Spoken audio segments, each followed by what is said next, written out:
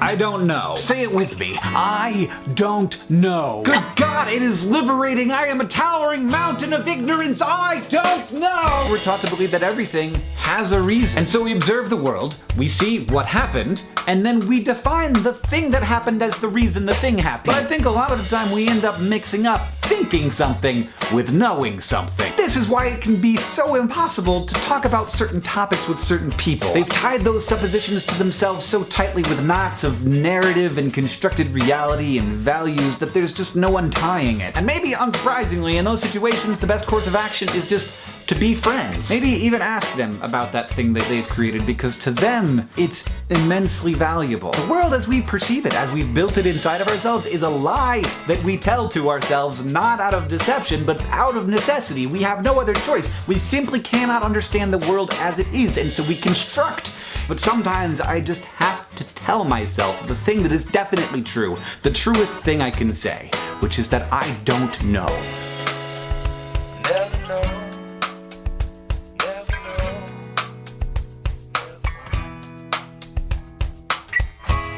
This is the Everyone's Agnostic Podcast with Bob Pondillo and Cass Midgley.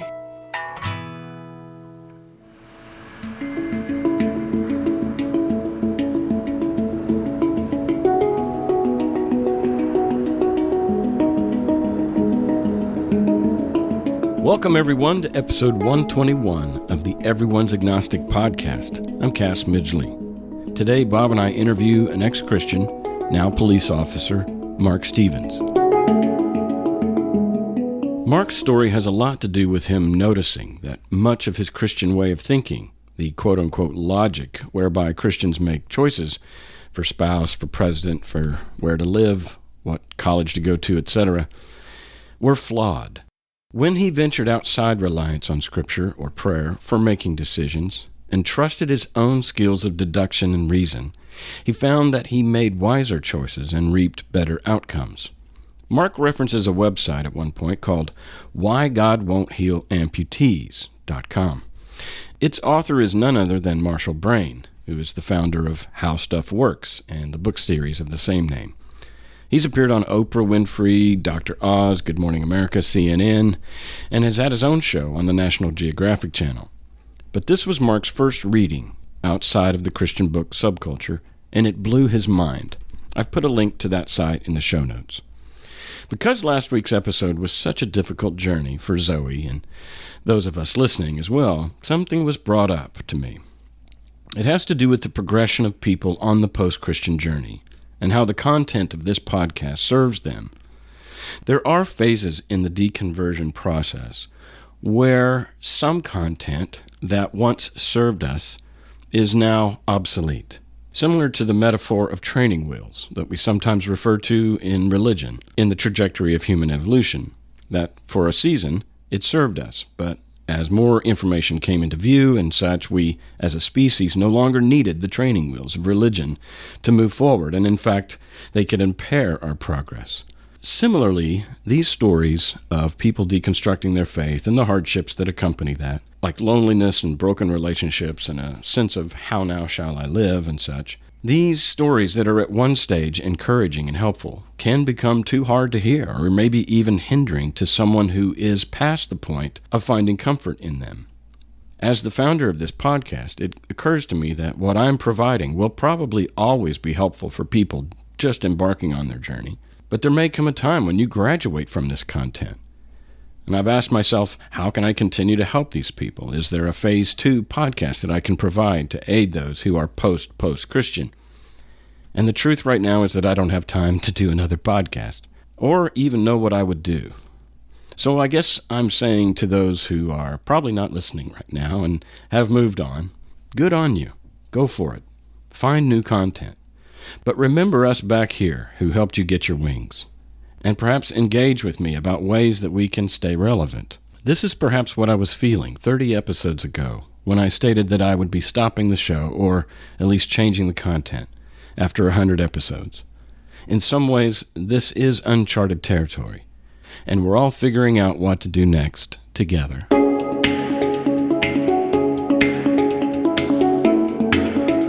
We taped this conversation on October 1st, 2016. We hope to encourage people in the process of deconstructing their faith and help curb the loneliness that accompanies it. We think the world is a better place when more people live by sight and not by faith. Please subscribe to our podcast, give it 5 stars, or leave a review wherever you listen to podcasts. It really helps. Our show is available on most podcast platforms. Also, you can support us monetarily in 3 ways. You can pledge $1 per episode or more through Patreon. That's patreon.com/EA podcast. Or you can leave a lump sum donation through PayPal at our website, everyone'sagnostic.com. The smallest contribution is greatly appreciated. Also, our Indigo fundraiser for upgrading our equipment is at indigo.com/projects/EA-podcast equipment upgrade. There's a link in the show notes. Our opening monologue is an excerpt from a YouTube by Hank Green titled Towering Mountain of Ignorance. The music behind it is Never Know by Jack Johnson. The segue music on this episode is by Sam Mayer, recorded on a handpan in the New York City subway. Thanks for listening, and be a yes-sayer to what is.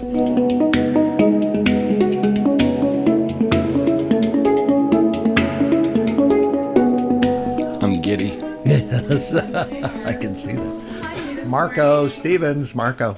Hey, man. Sir, you didn't want anything, so I didn't get you anything. I didn't want anything. You sure? I'm right. Bob, the infamous Yes. Bob. Well, thank you. I was going to say the infamous not Pat Sajak, but that would be mean.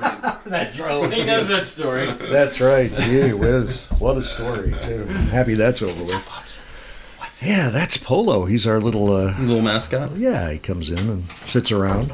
Hangs out. He's... that's right. He's Did you an atheist dog. Okay. on him? Yeah. And you good to go? Yeah, all right. Hey, all right. I'm excited about this. So man. the... let me turn my phone off. Yeah. The headphones, those are probably... They're optional. Yeah, if you want to. If not a Kind of hear how you're sounding. Have a nice southern drawl. How's that sound? But Yeah, well, it's good to have you, Constable. yeah, oh, geez. Absolutely. We don't need to be so formal. Yeah, I've wondered about that when you deal with people, like you pull them over or something. I mean, you have to think of the worst all the time, don't you? You do. Yeah. You can also be very reasonable about it, too, though. Yeah. Okay. I hope so. I'd like to get you In the back of your mind, you need to be prepared for anything. Right. But you also need to use common sense and be reasonable and Yeah. Maybe understand. because we're seeing all these things now on television with the Black Lives Matter and the Blue Lives Matter and all that. Wow, and it is possible for a guy like you who could be on the force for 30 years and never pull a gun at all. Yeah. And yet we're It seeing happens a all lot, these right? things Yeah, I happen. mean, Well, I've been in at least 4 situations where I could have lawfully shot somebody and I never have. So that's why I'm very opinionated about those who have. Yeah. Because I've been there. And you could have lawfully shot, absolutely. And- 4 different times I could have and you lawfully found other ways to Exactly. resolve the situation. Huh. Yes. Tase? Have you ever tased anybody? I've tased lots of people, but in every situation where I could have lawfully shot somebody, Yeah. I didn't do anything to them but talk to them. Oh my Huh, God! You didn't isn't even that- have to tase him. No. It went from I It could have went shot from you. I could have literally legally shot you to we're all hunky-dory and no use of force at all. Wow. Dude, well, what is you're- it? I guess it takes We need like more like you. Yeah, somebody that's kind of smart or something. I don't know. What is it? Are people that just get so afraid they think, "Oh, I got to shoot the guy" or something? I think it's a combination of a whole bunch of stuff. Yeah. And this would be about a 4-hour podcast if we if we went went there. into all of that. Okay. We've all right. just never had a police officer on, and so we Yeah. just jumped right into that. Yeah, it which just- which is fine. It's Yeah, it just strikes me as so strange. But You haven't, it is. You haven't always been a police officer. no, I did mortgages right after I graduated college. I went to ASU, and Oh, then I okay. did mortgages for about 10 years. is that where you're from? Then Arizona? Yes. Oh, wow. What brought you here of all places? Basically, my wife. Okay. But that was what started the process. Okay. And then there were lots of other reasons to agree with her to move here. Okay. So she was a person from like the Nashville or Oh no, her South or- sister moved here. Oh, I see. Yeah, her Okay. sister moved, and that her family's very, very close. Oh, okay. And she wanted to be near them, and I looked into it, and it turned out to Is be a it good one decision. of those things where the sister moved and then the parents moved and Only the sisters moved. okay? But Okay. the parents visited a month ago, and they're They're coming. They're probably going to move. Yeah. Isn't that something? Yeah. Well, it's a great area to live It is. in, absolutely. Yeah, we love it. So were you a policeman then prior as well, like in Arizona? or Yes. Did you? Yeah, I Okay. did mortgages. I graduated ASU in 99. Did mortgages of all different kinds and varieties and functions from graduation through 2008. And then I got hired on with Scottsdale, Arizona as a police officer in 08. Nice area. And Is that the stuck to it. spiritual town? Scottsdale? No, that's Sedona. Sedona, yeah. Sedona is the spiritual Yeah, town. the rip in the consciousness or something or other. Sedona's the vortexes. Yeah. The vortex. That's It's, right. it's very beautiful, and the is. mountains look different than other mountains you've seen. So, of course, people immediately assume that must be magic. God. Yeah. Yeah. Magic. Mountains don't look like this everywhere. So, Okay. There's something in the air. Yes. but there Absolutely. not My grandparents are from there, and I've spent lots of time there. And I Yeah. feel exactly the same there as I do everywhere else. You're just you're a cynic. I'm just not looking for it. Yeah, that must be it. Yeah. Well, Yeah. at one point in your life, you were looking for it because you have a religious backstory. I wasn't looking. I was given it. Oh, okay. You walked right into it. My parents Okay. did not give me any say in the matter. Okay. My mother, if I were to compare the two, mom is definitely more religious than dad, but dad is very, very religious. Okay. But I honestly don't think, absent my mom, my dad would be as religious as he is. However, they're both very religious. Sure. What denomination? Yeah. Full gospel, non-denominational, Full gospel. speaking in tongues, slain in the spirit. Okay. Yeah, Okay. the Cass variety. Yeah. Yeah. Same What do you as call Christianity. that? Like fundamentalist? Just or- non. Pretty much. Well, yeah, yeah, it's that's the funny fundamentalist. when you say non-denominational. It's still Christian, but it's just not Yeah, but- Baptist or it's just, Exactly. right. That's- It's not. It's not Church of affiliated Christ or with something. any Yeah. organized denomination. Right. So a lot. I mean, probably what these are is that people were running a Baptist church or a Methodist church or a Presbyterian or a Church of Christ and got sick of maybe the bureaucracy of Right. the institution and said, "I'm just going to start a church." And so, really, some of your biggest mega churches in the country were started by a charismatic individual who went off on his own and said, "I'm going to do it my way." Well, and that's exactly what happened to my parents, actually. Yeah. They were Southern Baptists in Flagstaff, Arizona. And my mom was speaking in tongues and being slain in the spirit and doing all those things. And the Baptist folks were like, we don't do that. That's not appropriate. It's not legit. You need And to stop doing their that. theology. It doesn't. Exactly. Oh, It's not- wow. I didn't know that. And, okay. and my mom referenced the Bible and said, no, it is legit. It's right here. And they ended up getting kicked out of that church. And then they followed some friends up to Page, Arizona, which is where I grew up. And they found a church up there called Faith Bible Chapel. And that is where my mom still volunteers every second of every day. And this was in 1979 they moved up there. Wow. And they are still in the same trailer, going to the same church since 1979. Is that They live in right? a trailer, Yes. and they've been in that same trailer Same. since then? They bought a trailer for about, I don't even know the exact amount, but it couldn't have been much more than $20,000 in 1979 to go to this church where, coincidentally, the church started in that trailer. They bought that trailer from the founder of the church and have because never left. they'd outgrown it. Yeah. Is it a double wide? It is a single wide with an addition. Yeah, it's an L-shaped. Oh, it's L-shaped. Very Wow. fancy. Yeah, very fancy. And that's what you grew up in. That is what I grew up in. How many siblings? I have one. I have an older brother. What about his religious journey? He's on the same path. He is the model child. My brother is everything my parents hoped both of us would be. When you say he's on the same path as them, As them. not you. They will never be off this path. Okay. They're, for a lot of different reasons, they will never be off this path. It's working for them. It is. And everybody scratches their head at me and can't understand why I am or who I am or how I am. I'm the only one in the family to have done a whole bunch of things. And for how they view it, you would think those things included prison and drugs and rape and all these horrible things, which Yeah. none of them do. They involve very normal life things, such as not knowing what I wanted to do for a career, so jumping around, divorce, remarriage, leaving the town I was from, leaving the state I was from, all very normal things. But to them, it's That's all- otherworldly. You're restless. All crazy. I'm restless and searching. Yeah. Yeah, clearly. Yeah. Wow. You know, there's a term that we use in Christendom a lot, and that's the word rest. And one of the things that was equated with was going into the promised land. And in the Old Testament, it would be referring to entering into your rest. And so I imagine that in their vocabulary, one of the reasons why you're restless is that you're running from God, or That could be. I also think, and I've had discussions with my brother. I've never actually spoken about this with my parents, although we have a very good relationship. They're very good people. did they know? Oh, absolutely. Okay. Yeah, Okay. I told But not from your mouth. No. I sat my brother down because I knew he'd be the most receptive. This was about a decade ago. And I told him, and he was just dumbfounded and floored. And my brother's very, very smart. He works probably 8 different jobs, most of which are self-employment. Wow. He writes code. He worked for ESPN for a time. He's a videographer kind of person, runs a TV studio in Mesa, Arizona. Super smart, successful guy. Very analytical in that he also a musician, plays every instrument, plays it beautifully. Great at math, all these things. So I tell him 10 years ago, thinking if anybody's going to get it, it's him. Right. And he had a revolting reply. And by revolting, I mean the way he felt internally, I'm sure, was horrifying for him. And ever since then... Are you going to share it?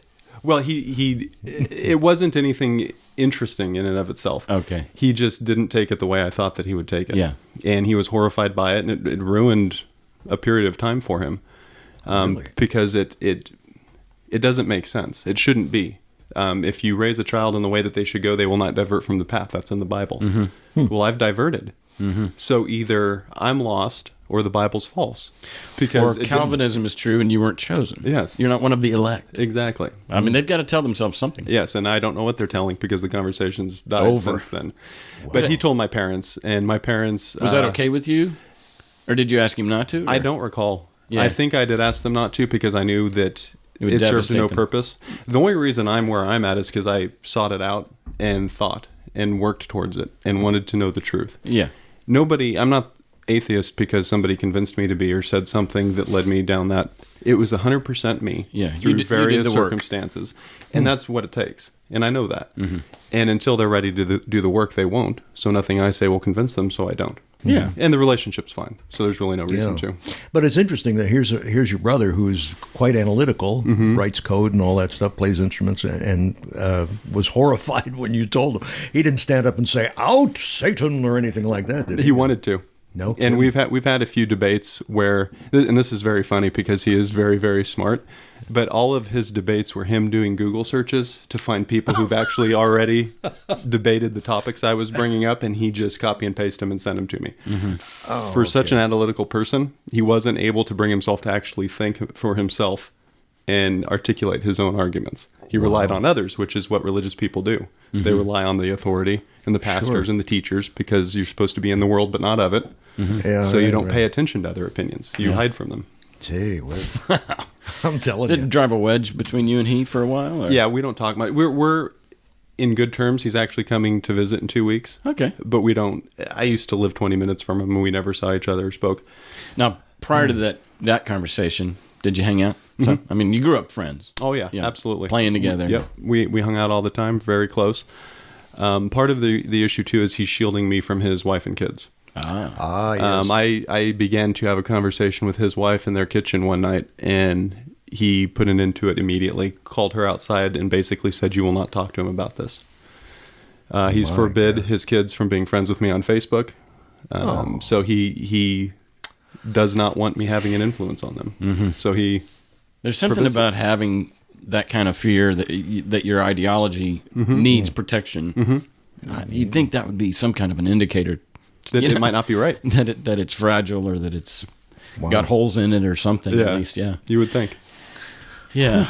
Wow. I'm trying to remember. I mean, it's been so long since I was in that, but I know that what I used to tell myself was, we've said it many times on the show before, but it pleased God to make the gospel a stumbling block to the wise and foolishness to the wise. And you think you're smarty pants. Well, the one attribute that God is looking for in humans is humility.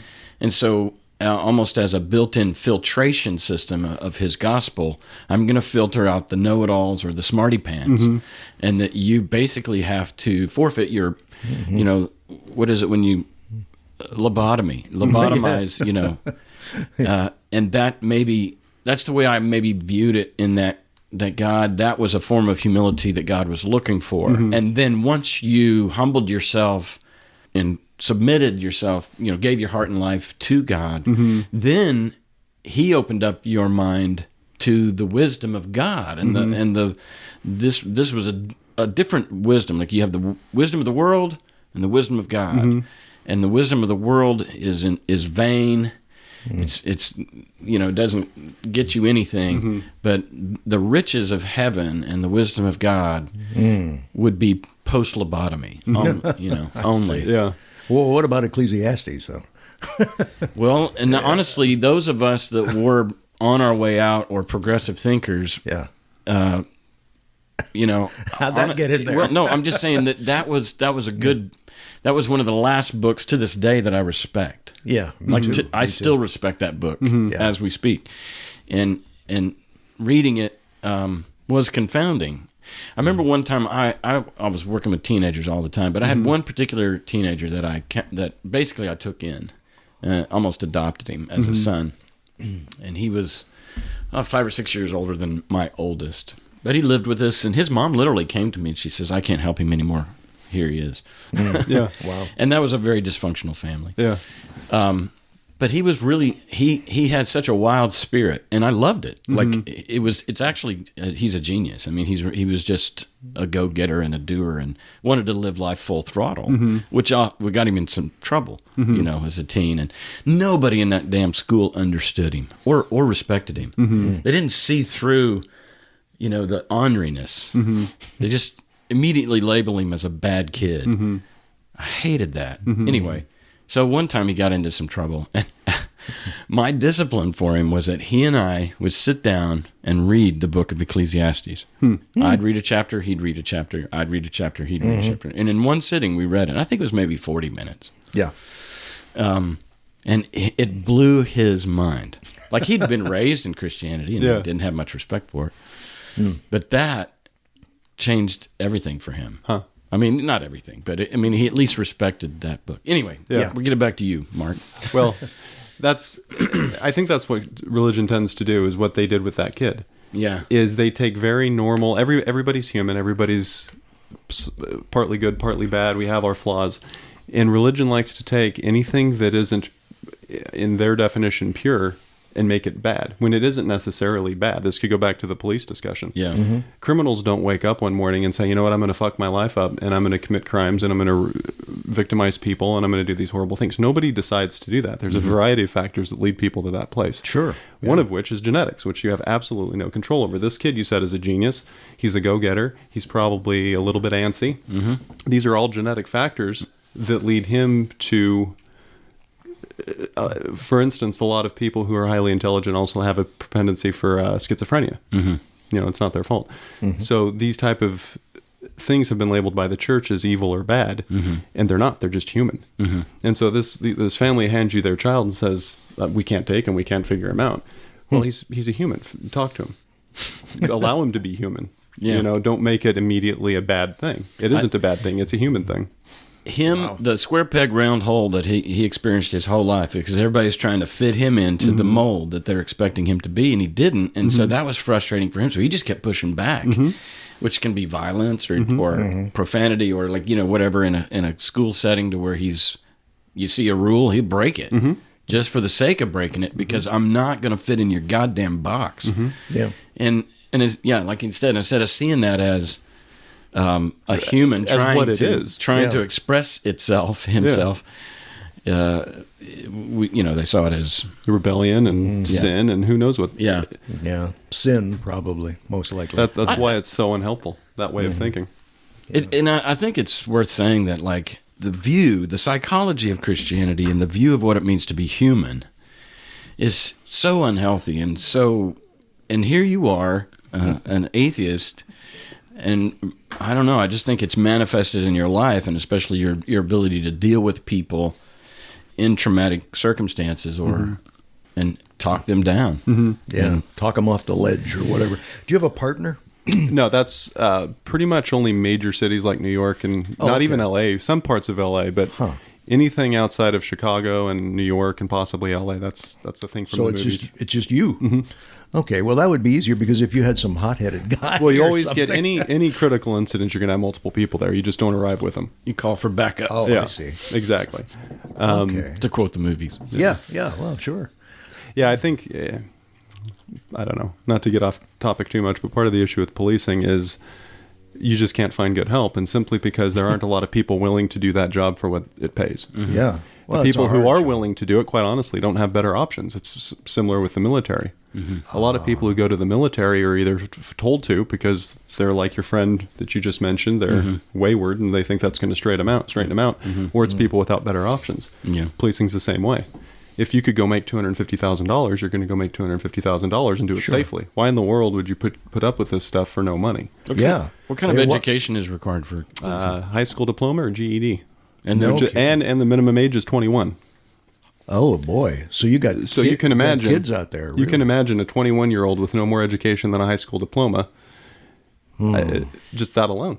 Yeah, That's a problem. So how come you're doing it then? You could be making a ton of dough someplace else. And I did. I took a huge pay cut to do it. Yeah. I partly because I wanted to make a difference. I wanted to have a job that was impactful. And, especially if you watch the media, and rightfully so in some cases, this isn't the line of work to do it. But it is. It absolutely is. Because when you do it the right way for the right reasons, it's unbelievable to people.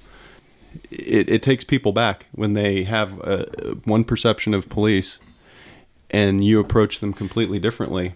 It takes them off their game. It's really hard to be mean to people who are nice to you. Like, I don't imagine too many people are mean to Bob because you're too nice. Well, I guess. I don't know. Pretty much. pretty rare. Pretty rare. And it's exceptional when it hard. happens, and it's dumbfounding when it happens, because yeah. even he goes like, It's what are you doing It's lashing out at me? unnatural. It's unnatural. He's too nice. Oh, he's soft as a Well, teddy imagine bear. you put somebody in a police uniform and all these preconceived notions start popping in their head, and then all of a sudden the cop's a teddy bear. Mm-hmm. It completely takes them off their game. It helps that I have an education and can speak and can think. Right. And I can think outside of my training. Another issue is the training. It is what it is because it has to be that way. It's very hard to think critically and effectively under stress. So the way that they manage that is they give you go-to moves. In this stressful situation, if X happens, you do Y. And it eliminates that need to think because it's hard to think. It's formulaic. If you go run down the street, you go sprinting down the street for a mile and then get in a fight, you're going to have a hard time with all of it. You're going to have a hard time physically. You're going to have a hard time thinking. It's just hard because you're exhausted, you're stressed, and you can't think under those circumstances. So one way to minimize that is to train you to do X when Y is presented. Wow. And the training's so intensive, and these people don't come from places of education a lot of times, that literally their training kicks in. X happens, I go to Z. Kind of robotic. Very much so. So is that why they shoot to kill all the time? Because Well- I'm thinking, why don't you just shoot them in the leg or something? No, Why do you have to? You can't do that because imagine if your intent was to shoot them in the leg and they bled out. That's even worse. Oh, is I it? didn't mean to kill them, but I accidentally killed them. You can't use a weapon designed for killing people for anything other than that. Killing people. Okay. You don't Who shoot because you don't know what that bullet's going to do. Okay. So if you shoot somebody in the leg, they absolutely could die if you hit the right Yeah, vein. there's an artery there Yeah. that bleeds out fast. But if you shoot them in the heart or in the head or something, you're going to die too. The use of force is to stop an imminent threat. Okay. So the logic behind it is in defense of your life or a third party's life. If you don't act, somebody will die. So you have to act to save that life. That's why all these shootings are horrific, because not in one of them is anybody in imminent danger. Not in any Yeah. of them. Nobody. Because I've been in all those situations. The most recent ones, I've been in every single one of those situations. And it's frightening. Yeah. But it isn't imminent. You cannot lawfully kill somebody until it is imminent that if you don't do that, either you or somebody else is going to die. So what would it take then? The guy shooting you, like the bad guy shooting you, or No, it takes an imminent threat, which in my mind... that would be an example of that. Yes. Yeah. An example would be someone shooting at you. Yeah, Another sure. example would be somebody with a gun pointing it at you in a position and a place to actually do you or somebody else harm. Okay. Wow. And Gee whiz. All right, I want to get back. Yeah. Well, a lot of it is like Mark says, it's thinking. And Yeah. in religion, there's not a lot of thinking either. No, there's It's you not. got X, you got Y, well, and when I so became... maybe that's the thing. I was already an atheist when I became a police officer. But as I learned the job of policing, I started applying that to if I had still been religious. And so the level of suspicion, the way that you go from normal person suspected of a crime to convicting someone of a crime, you start with mere suspicion. So off the lowest level is you just suspect somebody's up to something for maybe no good reason. At that point, you really can't do anything. Then you go to reasonable doubt, which is a step up. Reasonable suspicion, I'm sorry. Once you're at reasonable suspicion, you can articulate, I think this person's up to something because of X, Y, Z. At that point, you can detain him, you can investigate further. To arrest somebody, you have to have probable cause. And probable cause is probably, more likely than not, this person committed this crime. That's only arrest, though. To convict them, it has to be beyond a reasonable doubt. So if you take that to a religious standard, the process that I went through, if you look at all of the evidence and and all of the arguments and everything for God, for God Jesus. or not, you're not even at probable cause if you're being honest with yourself.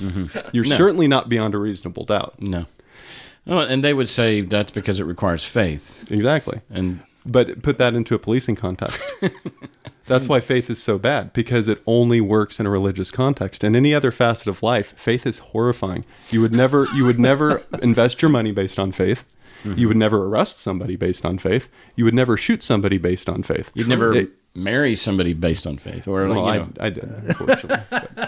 I would never do it again. Okay, that one is off the table, but then I get that. Okay. Well, because by definition, Hebrews 11, that faith is being sure and certain of what you hope for and what you cannot see. It's basically believing in something for which there is no evidence. So yeah, you're right. That's the only you context. would never do that in any other context. Well, you would never get married either when you think about it. You'd never Because do how would anything. you really, when you think about, like I think about my, how could you say to somebody, I'm going to be with you until I die? Which is going to be 70 years. Yeah, I mean, that does take some faith. It takes something, Yeah, there is some risk involved in some of the investments that you make or whatever. But it's not blind faith, though. It's not blind faith, but there's be a measure. You base it on evidence as best you can, and you make an informed, educated decision. Yeah. And there's an element of faith. Yes. But it's not blind faith. Yeah, it's not 100%. And religion is blind faith. Yeah. It absolutely is. That's a good point. And there's no other part of your life where you'd apply that level of blind faith. You wouldn't cross the street on faith. You'd open up your eyes and you'd look both ways. Right. It's crazy. Absolutely. No argument there. Okay, so how old are you now as you take a sip of your coffee? I am 40. I just turned 40 in May. So you were 30 when you told your brother. Roughly, yeah. All right, so let's talk about childhood, junior high, high school. Did you ever have what we would call a personal relationship with Jesus? Absolutely. You did. I now see it for what it was, but at the time I absolutely had a personal relationship. You had an invisible friend. Yes. I talked to him regularly. I thanked him for everything good and let him off the hook for everything bad. Wow. But no, I was very religious. I had no choice. Well, but let's talk about that. I mean, was it ever your choice? Oh, no. Well, it was because of the influence of my parents. My dad, both my parents are very, very wonderful people. They are genuinely awesome, fantastic people. So anything I say, I don't want it to be construed as they're not. But they are also very, very religious, very small town, very unwilling to change, very unwilling to think. They've been in the same trailer since 1979 and gone to the same church for that entire time. Kind of uncultured. Very much so. Okay. Extremely. So growing up, my dad, as it turns out, hindsight, had depression, but nobody knew that, including him at the time. So my life growing up was he'd go in these long spells where he'd get depressed and he wouldn't talk to anybody. He was completely uninvolved. The only time he would be involved was to be disciplinarian, which was always very, very, very strict. Nobody knew what was going on. I didn't know why for weeks at a time my dad wouldn't talk to anybody or me. Did you guys sit down at the dinner table together? Yeah, we would eat dinner. And he'd just sit there? He would just sit there, and then he'd go back to his recliner and then go to sleep. As a kid, I don't know why he's acting this way. When he'd be in these depressive spells, the only time he would interact with us was for discipline, and he was a very, very good disciplinarian. Did you ever feel like he didn't like you? No, but I couldn't figure out what was going on. So you take all the way that I was raised religiously, which was this is your beliefs, this is true. This is what we believe. This is what we believe as a family. And really, probably most people in that town. Absolutely. And so this is what we believe. There will be horrible consequences if you fail to believe this way. Then you take the way my dad was with his depression. Well, when the times were good, I didn't want to disrupt the good times. So his word was law, because I didn't want to disrupt and go back to what would happen periodically anyway. Sure. He was also very, very, very, very strict. He did not allow you to, if there was if I did something wrong, he would sit me down and talk to me about it at length. He would never give me a chance to respond. If I rolled my eyes, I'd be in 10 times more trouble than if I just sat there. There was never a chance for me to get my side out. He said, this is what you did. This is the facts of it. This is the consequences of it. That's it. There was no chance for me to think or speak or be myself or have an opinion. And because of his depression, I didn't ever want to ruffle his feathers because I didn't want to make the few good times bad times. So you couple that with the religion where they're saying this is what you will believe, period. And then his disciplinarian ways about him, I didn't have a choice. I see. I towed the line. I had to. They didn't allow me not to. Right. And I didn't know as a child that I could think differently. And it was so over the top. Our whole life was church.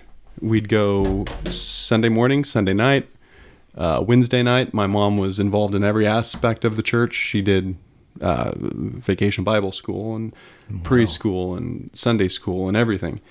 And I very much believe that if I didn't live this way, my life would be horrible. And even worse, if I didn't live this way, I'd end up in hell. So I asked Jesus into my heart about once a week and did everything I possibly could. You had a nice chatty relationship with Jesus. But I can see where you would lack agency. We talk about that on the show a lot, and that this whole authoritarianism that seems to be a very Christian mindset. It's a Trump mindset. That's why he's attractive. My way or the highway, and just you know, and almost the way the cops are trained is like, don't think. Oh, absolutely. Yeah. So there's some. But getting back to when I was like, well, did you ever choose it for yourself? You're basically answering that by saying, maybe it was me doing it, but ultimately, no, I didn't have a choice. No, absolutely. It was just that was just how it is. In college, where did you start to think critically? Yeah. Well, I stuck with it. I was very much a believer all through college, and I took great classes in college. And I remember Biology 101, the most basic, low-level biology you can possibly take. We read a book called Why Big, Fierce Animals Are Rare. Why Big, Fierce Animals Are Rare. Yes, and it's about food chain and a whole bunch of other things. But it talked about just biology, just the biology of living things. It talked about evolution? Yeah, it talked about evolution, biology, all these just on a very basic level.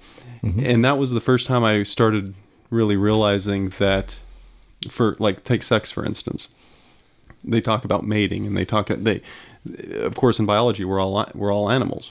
We all are. So, although there's differences between humans and tigers, we're still animals, Right. and we have the basic needs: food, shelter, reproduction. We're not that different, really, as far as basic human desires and needs. It was the first time in my life I'm like, well, if tigers are allowed to be animals and have these basic innate desires and needs, why There's why nothing right or wrong with it. It just is. They have this urge, they do it, they reproduce, and they continue on. We're all animals. What's the difference between humans and animals? And of course, at the time, my religious brain was like, well, the difference is humans are made in the image of God. Right. And we are his chosen people. Much higher. Much higher on the chain. Yeah. But you know that Christians, and I've heard a lot of, maybe even Sarah Palin or somebody would say something like this, and that is that without God, we would behave like tigers and animals, and that's mayhem, that's anarchy, it's debauchery, it's fuck who you want, it's kill who you want, and so order and structure, and thus society is dependent on God. And that's why religious people, especially my parents, don't ever go outside of their little home and their little church and their little trailer. Big, scary world out there. If you stick with religious people, you absolutely would believe that. If your whole world is religion and religious people and you don't ever go outside of that, you would literally believe that if you don't believe in Jesus, you're out raping and pillaging. Well, part of... I have a Bob in my life. So Bob is your person that you met who was not Christian, never gave it a second thought, was raised Catholic, but it never meant anything. And he's a super good guy. And his morals confounded my worldview. And you were like, this can't be. How can somebody be so nice and so kind and so loving and so not rapey without Jesus and without ever having had Jesus? Yeah. Well, I have that person in my life. It's my good friend Brian, who hired me right out of college at Bank One, which was my first job. Oh, very good. Super good guy. And yet an atheist. And that was... And an atheist like Bob is an atheist, though. Yeah. Not an angry atheist. No, right, yeah. And that was a cognitive dissonance for you. Absolutely, big time. Wow. We've talked about that M. Night Shyamalan movie, The Village, or whatever it is, The Village. and how outside the gates, part of the way a cult can control people is to create fear of what's out there. Right, the other out there. So, right. And if you don't ever go out there, it works. Exactly. Yeah. And that's why my parents live the way they do, because if the Bible is true, and if Jesus is the Son of God and is here to save us, and everything that the Bible says is true, then nobody in this room should exist. There shouldn't be peace outside of Jesus. There shouldn't be success in life outside of Jesus. There shouldn't be these things, but there are. But my parents stay so sheltered that they literally, that's why I'm so confounding to them. They're scratching. I drive them nuts. Was there a trigger moment? Or was it just a very gradual it was gradual. kind of a thing? Yeah. The very first event in my life where I really started questioning was right after I met my friend Brian. Okay. And he was so confounding to me because religion didn't play any part in his life at all. When I told him that I believed in Jesus, his response to me was similar to as if I had said I believe that the sky is pink and unicorns are real. He literally responded to me. He was respectful and everything. Yeah. He didn't laugh or scoff or anything, but he was so... How is that possible? He's like, okay, well, yeah, Okay, whatever. you're a good guy otherwise, and I like you, but it just literally didn't make any sense. And I'm like, wow, this religion literally plays no part in this person's life. And he's a great human being. Oh, I see. So that was one of the first things that really started. How can that be? Yeah, I see what you mean. Sure. I grew up sheltered in a small town with my parents. So it took me a while to break out of that and start not only getting to a place where I was around other types of people, but to start considering the implications of being around these different types of people and what it meant. So met him, and then in 2000 was the big Al Gore, George Bush debacle. Oh, yes. So I was 24 at the time and had just graduated college, had just started my first real job, and was in a position where I could actually start thinking for myself and became interested in things outside of my parents. I'd been away from them long enough, and so that election comes up, and I start paying attention from a much more mature perspective. And my initial impression is that George Bush is a moron, and that regardless of policies, the dude can't form a sentence or make an argument, and he would be embarrassing just on an intellectual level to send to other countries and have him represent the United States. He didn't seem qualified. Policies and issues aside. So one day, my mom's in town, and we don't talk as much now because she lives in Page and I'm down in Phoenix, and I'm grown up, so we just don't talk as much. And she says, so Mark, who are you going to vote for in the upcoming election? And I'm like, you know what, Mom? I'm like, I got to be honest, I don't think George Bush is qualified. I'm like, he just doesn't sound smart. And I was like, just on a qualifications basis, I don't think he can do the job. And she's like, oh, Mark, that's a terrible decision. She's like, and she started naming all these prominent Christians. She's like, it is very much God's will. Oh, wait, the prominent Christians that support him. Yes. Yeah. So again, So James Dobson. authoritarianism. Authority. Yep. Oh, okay. So she starts naming all these big time players. And she's like, it's God's will that George Bush get elected. It's absolutely God's will. And I'm like, doesn't make any sense. And I realized that for the first time. But you know what? If it's God's will, it should be. So in 2000, I vote for George W. Really? Well, then the next 8 years play out. And I'm like, I was right. I was absolutely right. That's when you started to get some confidence in your own autonomy, and your own thinking for yourself. Good. Yeah. You know, Cass was just talking about that too, because I'm going, why in the world would, evangelical folks Support Trump. Donald Trump? Why is that? And how did you put it? It's like you put him in charge. Well, it's authoritarianism, yeah. I mean, I don't know. Is that what we were talking about? Something about how God will work through him or something.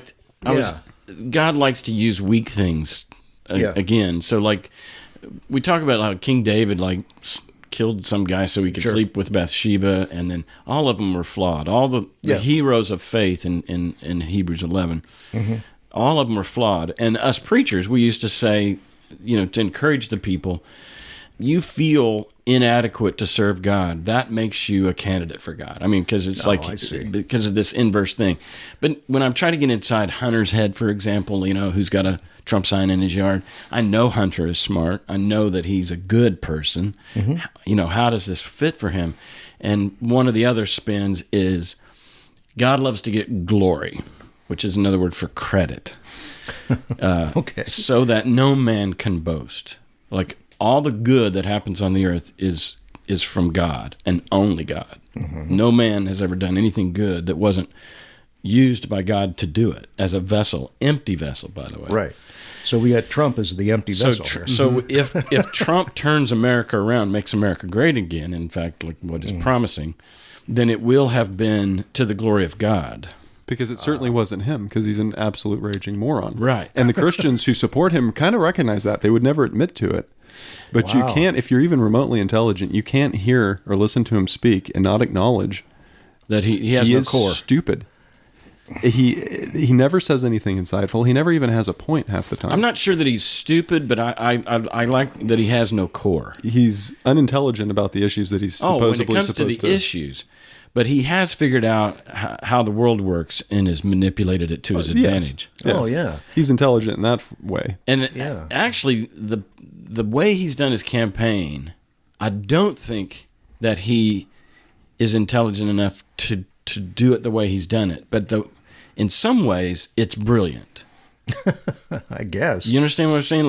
Because of these very buttons that he's touched with the evangelicals. I don't think that he knows that he was, going to do that. I think it's been a surprise to him that evangelicals have got behind him. Mm-hmm. But he did touch these buttons, and it's so ironic because we're both saying the same thing. Like Hunter and I both are saying he's an idiot. But I'm going to vote for him. But I'm seeing it like, well, that disqualifies him. Mm-hmm. But in the Christian worldview, it actually qualifies him. Right. Yeah. Wow.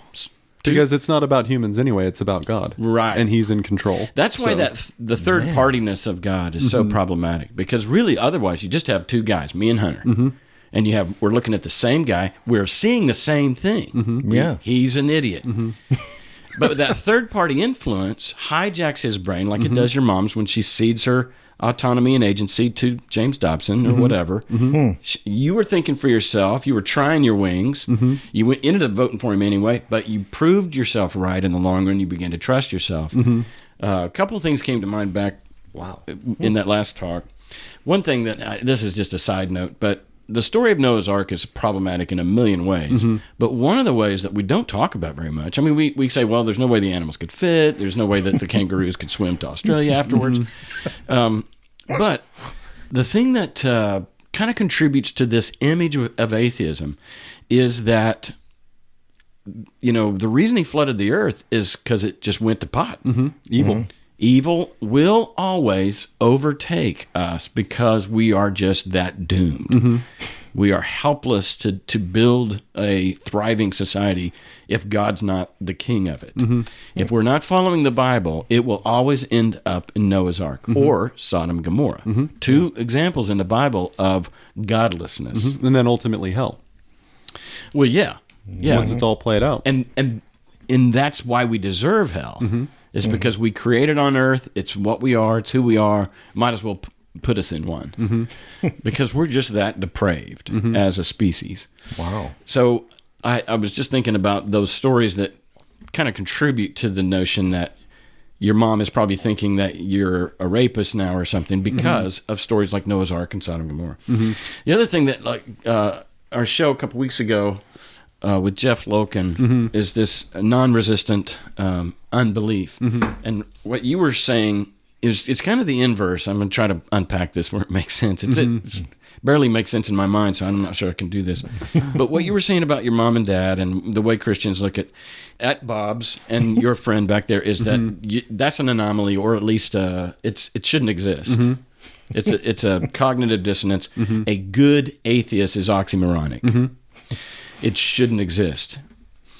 In some ways, this philosophy or this theory or this argument of the silence or the hiddenness of God or non-resistant unbelief is that if God was all-loving and all-knowing and literally could do anything he wanted, inherently and essentially he wants all men to be saved, all humans, and loves everyone equally, without favor.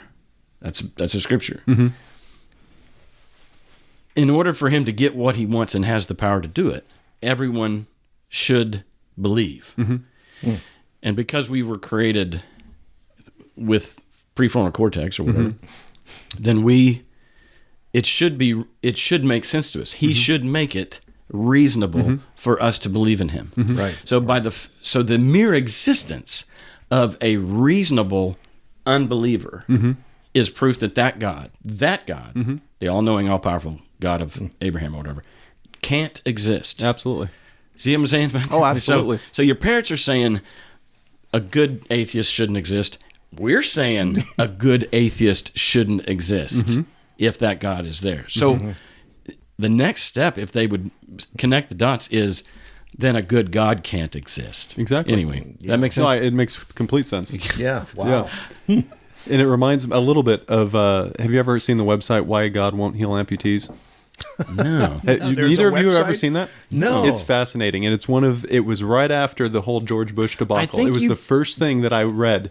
It was the first it's not anti-religion, it's just reasonable thought. It's the first thing I read along those lines. You know, some people read Dawkins or Hitchens or whatever. The first thing I ever found was a website called Why Won't God Heal Amputees? And what was the reason? It's fantastic. It's the best website. It's very long. To read every portion of what they have to say, it takes a while. It's a commitment for sure. Okay. But basically what it does, and it's been a long, long time since I read through it, it walks you down a path, kind of similar to what Cass just did, where it talks about faith and if God is real and if God exists and if what the Bible says about him is true, then X, Y, and Z absolutely should be true. And it couldn't exist outside of God. So they talk about things like prayer and whether or not God actually answers prayers and all these things. And they do it in a very logical, concise way where they start at, well, let's assume it's true. And then they walk you all the way through it and make you make these logical admissions to yourself. But it's very gradual. It isn't God is stupid and prayer doesn't work. It's not God is real at one end and he isn't at the other. It's very, very gradual. But they walk you along in such a way that as you're going, you're making concessions. And you have to, if you're a logical, purposeful, meaningful, reasonable person, you have to make these concessions based on the arguments they're making. And it takes you down this path to the very last concession you either choose to give or not is God is either real or he isn't. But because of everything that led up to it, the way it leads you along, you get to the end and you're like, either you basically have to choose either I'm going to remain delusional and say that God is real or he isn't. And it literally forces you to admit that if you're going to stick on the God side, you are delusional because of everything that you've just conceded. Yeah, it's brilliant. It's fantastic. Like Stephen I've got it up right now. And basically the point of it is God can heal amputees. He's made lizards to regenerate tails. If you grab a lizard and you hold it by the tail, its tail falls off. Yeah. And then the tail regenerates. So it's within his power to heal amputees. And he's never, ever done it. The Bible talks about healing. Bible talks about that which is asked for in my name shall be done. It's not Faith even can move mountains. Of the miracles in the Bible, it's not one of those. I mean, like sight to the blind. There's certain things that have never happened. The Bible claims that faith can move mountains and all these things. That's right. By my stripes you are healed and all of these things. Well, there's certain things he just absolutely won't do and never has, and nobody expects him to. Not even the most religious person on this planet actually expects that God is going to regenerate somebody's limb. Yeah. And that's the premise of it. Well, that sounds good. It made me think of that Stephen Fry quote, "You monster, you monster! How dare you? How dare you?" Yeah. You know, like, well, of course, he's talking about kids with cancer. Yeah. But if you have the power to heal, why do you make worms that eat the cornea of a little boy's eye? Well, or and a then girl's eye? one of the things that got those me kind of things. when I became a police officer was I have a duty. I took an oath and I have a duty to protect people and stop violence and crime when I'm able to. There's something called nonfeasance. There's malfeasance, nonfeasance, and one other thing. And it's what can really get police officers in trouble. If I see something horrible happening and I am able to and don't stop it, I will not only be fired, but I could be brought up on civil charges, certainly. There's a whole bunch of things that happen to me as a dumb street cop that if I don't act when able to, I'm in big trouble. Shouldn't God be held at least a similar standard? He supposedly is up there watching just the most horrific things, and you have an idea how horrific it is. But people, society, yes, yeah, not like you. You read things and you see things, and you're both very smart, so you have an idea that it's pretty dark. How ugly it is. But to like actually your parents, see, it's a big bad world. out there. To see how really dark and ugly it is for some people, And then to see, not only genuinely see, actively see and experience how ugly it is, but then, if you're reasonable about it, you acknowledge to yourself that it's not even this person's fault that it's this ugly for them. It's a whole bunch of different factors. None of them did they choose. None of it is their fault. But see, that's a big deal to the Christians, because the Christians are going to zero in on and say, yes, it is. No, it isn't. Because otherwise, where does it get to go? Yeah. It goes to God. Yeah. So they're going to protect God's purity and his innocence by, and this is why when they call welfare recipients leeches and stuff, that they're there because of their choice. I mean, anytime that they can blame a human, they're going to do it. Yeah. Well, and it goes back to something that Sam Harris argues about free will. You're a big Sam guy. I mean, Yes, we both huge. listened to his He's podcast. fantastic. Yeah, he he's is the most articulate person I've ever heard in my life. And he It's says incredible. things in such a way that you just can't disagree. On the fly. Yeah. And he could say Taco Bell is good. And the way he says it, you would pause and you think about it, and you're like, man, I've never thought about it that way.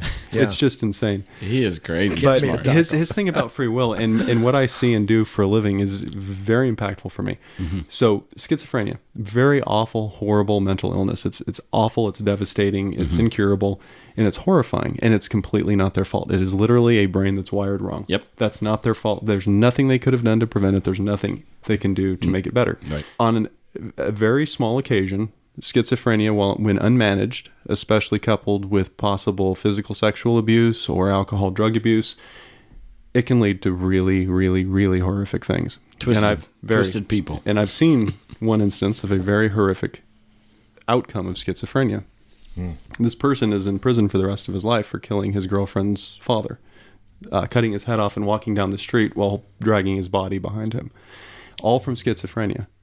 And the schizophrenia got to the point because of this person's life experience, which wasn't his fault. He had bad parents who did things to him that led him to an even darker place. Put schizophrenia on top of that. I mean, what choice did this kid have? Yeah. And no choice. The murder that he committed was a direct result of not being in reality because of his schizophrenia. None of it is his fault. I mean, could he have chosen not to do drugs? Absolutely. But given his life experience and what led him to, maybe not. I mean, people don't realize rich, privileged Americans who have no experience outside of their little bit of privilege don't understand how ugly it is for people who are sick and people who are impoverished and people who come from a place with no resources and no help. They don't get it. Yeah. And well, even if he was mistreated by his parents, anesthetizing that pain with some drugs. Yeah, absolutely. And then combine that with schizophrenia, and he's in jail for the rest of his life, mostly because we just don't know what to do. Yeah. It's almost like this kid I was raising. We don't know what to do with people. Yeah. But none of it's their fault. No. And then to say that there is this God who sits back and just watches it, just watches this mayhem that is largely, if you believe in him, caused by him, because he wired this person's brain. Christians believe that he hand-molded and made everybody so unique and so special, and it's their little child, and everybody's unique to God. Well, if you believe that, you believe God gave this person schizophrenia. Absolutely. You can't believe any other way. Well, what they do is they believe that the world has fallen because of sin, and so germs and But schizophrenia is not a germ-related illness. It is a improperly wired brain. We're flawed because of Adam and Eve's flaw. So that's how they say it. That's all I'm saying. Really? I'm not defending it. And that goes back. I get you. That goes back to why Christians are so anti-evolution. Because if you believe in evolution, and there's massive evidence, it's beyond a reasonable doubt. It's to the conviction standard. If there's no Garden of Eden, there's no sin.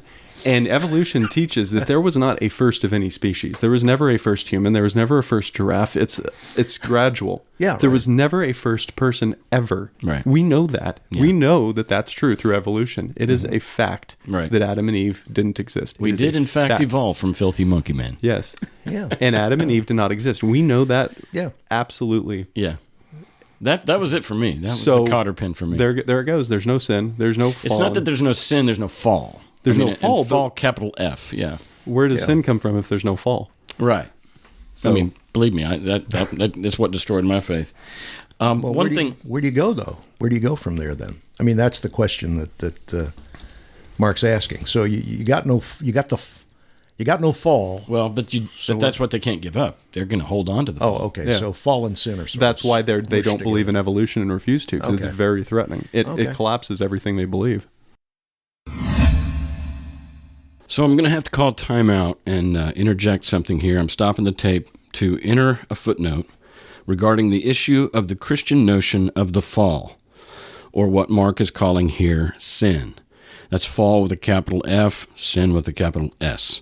I didn't fully understand the gravitas of Bob's question just then in real time, but after listening back to it, I realized that there's something here to elucidate.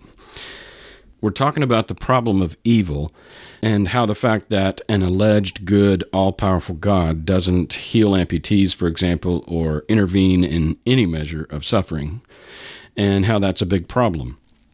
It's important to understand how Christians get around this and maintain their allegiance to and a loving image of a good God, despite this evidence.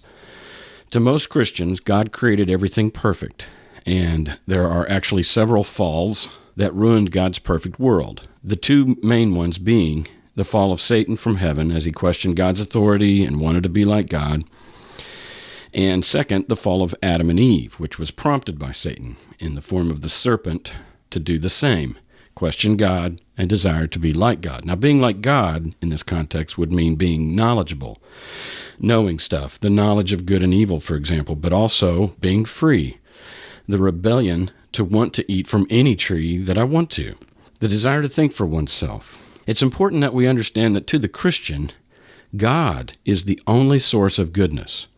In the biblical narrative, humans have always messed things up and always will, and God is constantly disappointed and frustrated with our ineptitude or rebellion. This is pounded into us over and over in the Scriptures. Eden was only the first time we fucked things up. The flood, for example, was God giving his creation a do-over because of our disobedience and rebellion that led to debauchery and sin and ruin. The same with Sodom and Gomorrah. The same with the Tower of Babel. This is what is drilled into the Christian mind. Humans always ruin things when they ignore God. This is what scares the shit out of Christians, our atheism, our very existence. These narratives of humans being bad and God being good and the only source of good keep God's reputation squeaky clean and humans' reputations hopeless. This is why Christians are so quick to assume that people are bad when they misbehave, and so quick to categorize them and maybe even demonize them. And they have zero hope for humanity, especially a humanity that ignores God. They already walk around with the presupposition that humans are evil, hopeless, and incapable of turning things around. Only God can save us is their go-to answer for everything. In fact, when they hear some of us saying that we trust our own ability to think for ourselves and reason our way out of problems, and don't need God to fix this, they hear Satan. They hear Adam and Eve. They hear Noah and the flood. They hear Sodom and Gomorrah. They hear the stomping footsteps of a wrathful God approaching. Atheists, naturalists, secularists, scientists even scare them and anger them, just like their blind ignorance and allegiance to their non-existent Savior angers us. We both think the other's ideology is leading to more suffering. Eden represents the perfection of God's world before humans got prideful and disobedient and rebellious. To the Christian, restoring the kingdom of God, represented here by pre-fallen Eden, is their main agenda. Why? Because they hate suffering too. They want to end racism, poverty, famine, and war. They, too, want social justice, equality, civil liberties, but many of them only see it possible by way of humbling ourselves before God and crowning Him King of the world. I think it's helpful to keep in mind that we both want the same things, so that we don't demonize them. They want the same things, at least for the earth. Now, the afterlife is really another layer of this altogether. But I think all humans, especially as we were born into this world as children, pre-tainted by fears and prejudice, we want the same good things: food, water, shelter for everyone, peaceful relations, joy and laughter, fun and freedom, etc. We just see two different means to those same ends. They believe that the invisible third-party maker of everything is the only hope of that coming to fruition. In fact, God will thwart the efforts of humans who have not called on his help first. This is what would lead people like Newt Gingrich or Mike Huckabee to say things like, whoever's president should be first and foremost a man of prayer. It's their priority. They don't see how anybody could do good on the earth without first calling on God. Christians want the good life too, but they frame it as wanting to get back to Eden. They want the kingdom of God to come on earth as it is in heaven, which will only happen when every nation, tribe, and tongue bows the knee to Jesus. This is why they do missions around the world. But they've added a loophole just in case that's impossible here on earth, and they probably fear that it is. And that loophole is that God will create a new heaven and a new earth, populated only by Christians. And that's when they'll get their Eden back. Then God will have his way, because finally he's got a bunch of obedient people around him. They see us and our atheism as rebellion and disobedience to the God who wants to bring this about. I see their fictional narrative as a brainwashing that impedes us solving these problems ourselves. And here we find ourselves. Now back to the show. Now, does your smart brother believe in evolution? I don't know. We don't talk about it. He's coming to visit in 2 weeks, and I plan on actually talking a little bit with this visit. How old are his kids now? His son is a junior in high school, and his daughter is, I think, in 8th grade. You know what's really sad is they're right on board, and this is why he'll never give it up, because his children are him to a T. My brother turned out the way my parents hoped, and his kids are turning out the way everybody hopes. Mm-hmm. His son... We'll see. No, well, right. We'll see. It's... When they get their nylon sheath. Yeah, we'll see. Their frontal I don't lobe. have much hope for him. They're very much in it. Okay. His son, who is a junior in high school, most juniors in high school should be thinking about girls and preparing for college and excited about life. It's the most exciting time in your life when you're about ready to be an adult and have some freedom. Mm-hmm. His Facebook page is nothing but, hey, did you hear the good news? Jesus is coming back. Mm-hmm. Be prepared. Be ready. Jesus is coming back. Yeah, all the signs. This junior in high school, much like a terrorist, is anticipating and excited for the end of the world. Yeah. That is disgusting. Yeah. That is absolutely horrifying. And that's how I was as a kid. I actually feared the rapture. I didn't want it to happen because I wanted to live and experience things. But I absolutely thought it was coming. Yeah. Wow. And you make decisions accordingly. If you think the world's going to end, you make decisions accordingly. Last week, absolutely. Last week's guest, Stan Mitchell, grew up in what he called I was always on rapture alert. Mm-hmm. And he ended up getting he bit his nails to the quick, mm-hmm. and he had some kind of bowel nervous anxiety problem as a child because of you know what's funny about that? I just listened to that this morning before I came here. The whole thing. And I didn't ever get diagnosed with any bowel issue. But up until I became an atheist, I had huge anxiety over going to the bathroom. Yeah. Huge. My entire life, huge anxiety. Yeah. I feared having to take a dump, and especially having to do it in anywhere but home, basically. Oh, yeah. And it was such a fear that I would create it. I would make myself sick with this fear. And I remember praying about it, and I'm like, God, just help me, make me, this is so stupid, this is so silly. Just help me be normal in this way. And it never happened. And you know what fixed it? Was me realizing that just waking up and this is the stupidest thing in the world. This is nothing but anxiety. It's nothing but irrational fear. And I got in my head, I'm like, you know what? People shit. And everybody does it. And if I have to shit and I'm out and about and I do it in my pants, I'll go home and wash them and clean up and laugh about it a week later. Who cares? And I have not had a single problem since I realized that was an irrational anxiety based on nothing. Yeah. And I really realized it and really owned it and understood it. And I have not had a single problem since. You know, that's one story amongst many that you've shared already that kind of point to your realization of what it means to be human, to be an animal, and the embracing of all those things. It's made you a better cop. It's made you a better shitter. Oh, absolutely. Yeah. Previously, it's made you a better... I would have been horrified to come over here for the fear of having to take a dump. In my house. I never even entered my mind. Never. And now that we're talking about it, my old self would start getting anxiety and sick about it, and I would ultimately have to. Right. It's gone. Completely Isn't that gone. Interesting. I've never had that notion of rapture fear, whatever you call it. Rapture. Yeah. You know, because I never think about it. I mean, why would... Yeah, you were lucky. Boy. That seed was never sown in your childly, That your, it's coming. your He's brain. coming. Wow. Yeah, he's coming, and it could happen anytime in the twinkling of an eye. Gee whiz. Just like that, before you know it, and These and poor people. and My gosh, there- it just breaks my heart to think that if this you're, is... if you're a denomination that is a once saved, always saved, and you have salvation security, then it's less anxious for you to think about the return of Jesus. There are a lot of denominations that track your sins. Your sins remain if they're unconfessed. So you haven't asked forgiveness for that one, or repented, or prayed about it, it's still on your record. And so if for some reason you had sinned on the same day that Jesus, or on the same nanosecond, the twinkling of an eye, and that one was still on your record, you'd go to hell. Wow. So that's some of the anxiety. Now, getting back to this amputee thing, I think this is a fascinating website. I've got it open right now. I'm going to look at it. In fact, it'd be cool to find out who wrote it and have them on the show. Oh, it's a fantastic website. And literally, you need to read the whole thing, though, start to finish. Yeah. It's brilliant. It's the best. It's almost a trick. It's almost unfair because they use reason against you. Yeah. And they literally force you to say, I'm either going to be delusional or I'm not. It's fantastic. And it brings it to the forefront of your own mind. You at least realize you're making a decision that Big is time, more than you've ever that is realized. unreasonable. It basically accomplishes what we all want to accomplish in discussions with religious people. But you can't, it's just not possible in a discussion.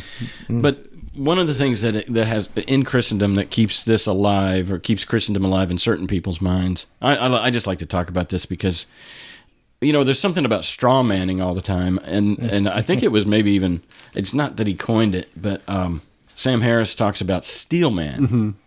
So instead of just setting up the weakest version of your enemy's argument, you actually gird it up as strong as you can, and you get inside it, and you actually defend it real firmly. So it's called steel manning.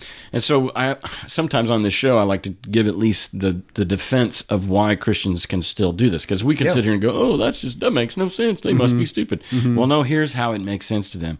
One of the things is God doesn't save amputee. God doesn't do these miracles. You asked him to heal your bowel problem, and he didn't.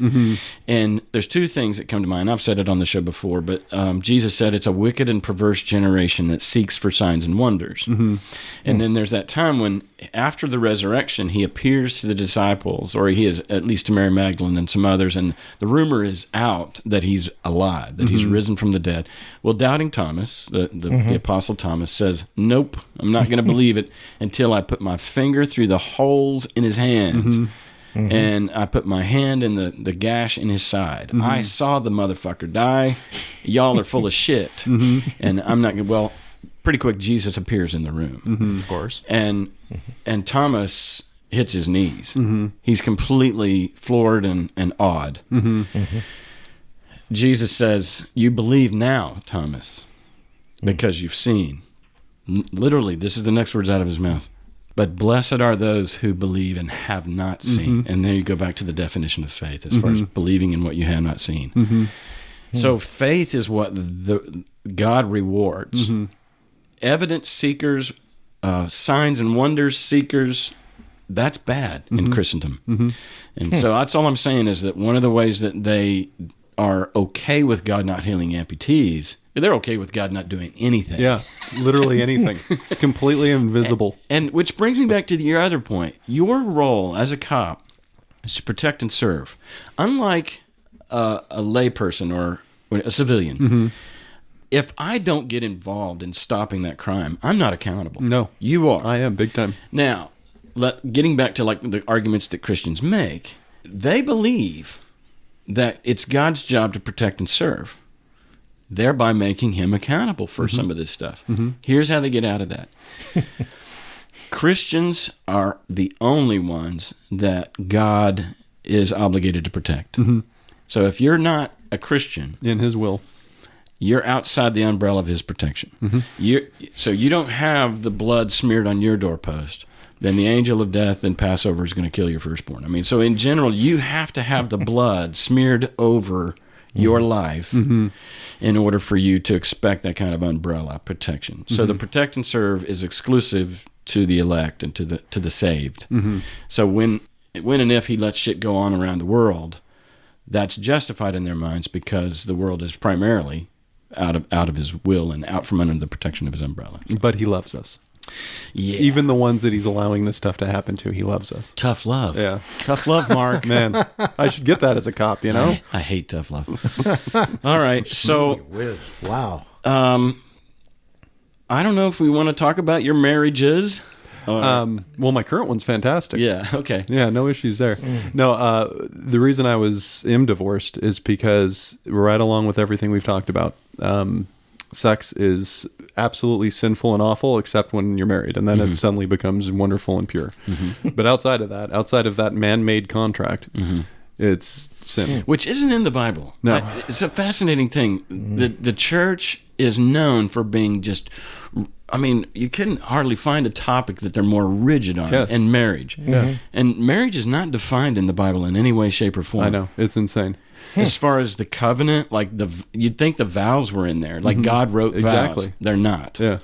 Obviously, there's polygamy in the Bible, and it's Lots of it. clearly by the righteous. I mean, Solomon and David both had multiple wives, and that wasn't enough. Concubines. I mean, these are some horny guys. Adam and Eve weren't formally married. You know, that whole Adam and Steve shit. The word marriage may not even, I guess it's in the Bible but it's so vague. It's almost as vague as hell, and yet hell's a big deal to them. I mean, it's just weird how it's evolved and morphed over the years to have priorities that aren't backed up by the text. So anyway, sorry. Yeah, so as I said, my dad was the authoritarian. So when I had my birds and the bees talk, no part of the birds and the bees talk was this is totally natural, it's normal, don't fear it, it's good, here's some safe ways to do it. The birds and the bees talk was God ordained sex for marriage. You will not break his commandment. You will not do it outside of marriage. You need to make your mind up right this second that you will never have sex until it's with your wife. Well, the relationship I had with my dad was absolutely. I don't have a choice in this, just like I didn't have a choice in anything else because he didn't allow me to have a choice in anything. And I got in trouble if I even gave a sign that I was thinking of it. Yeah, that's another sign of authoritarianism is that when you ask a question, why, they say, because I said so. Yeah, and that's to protect them. End of story. It's to protect them. It makes life easier if people just do what you say. Right.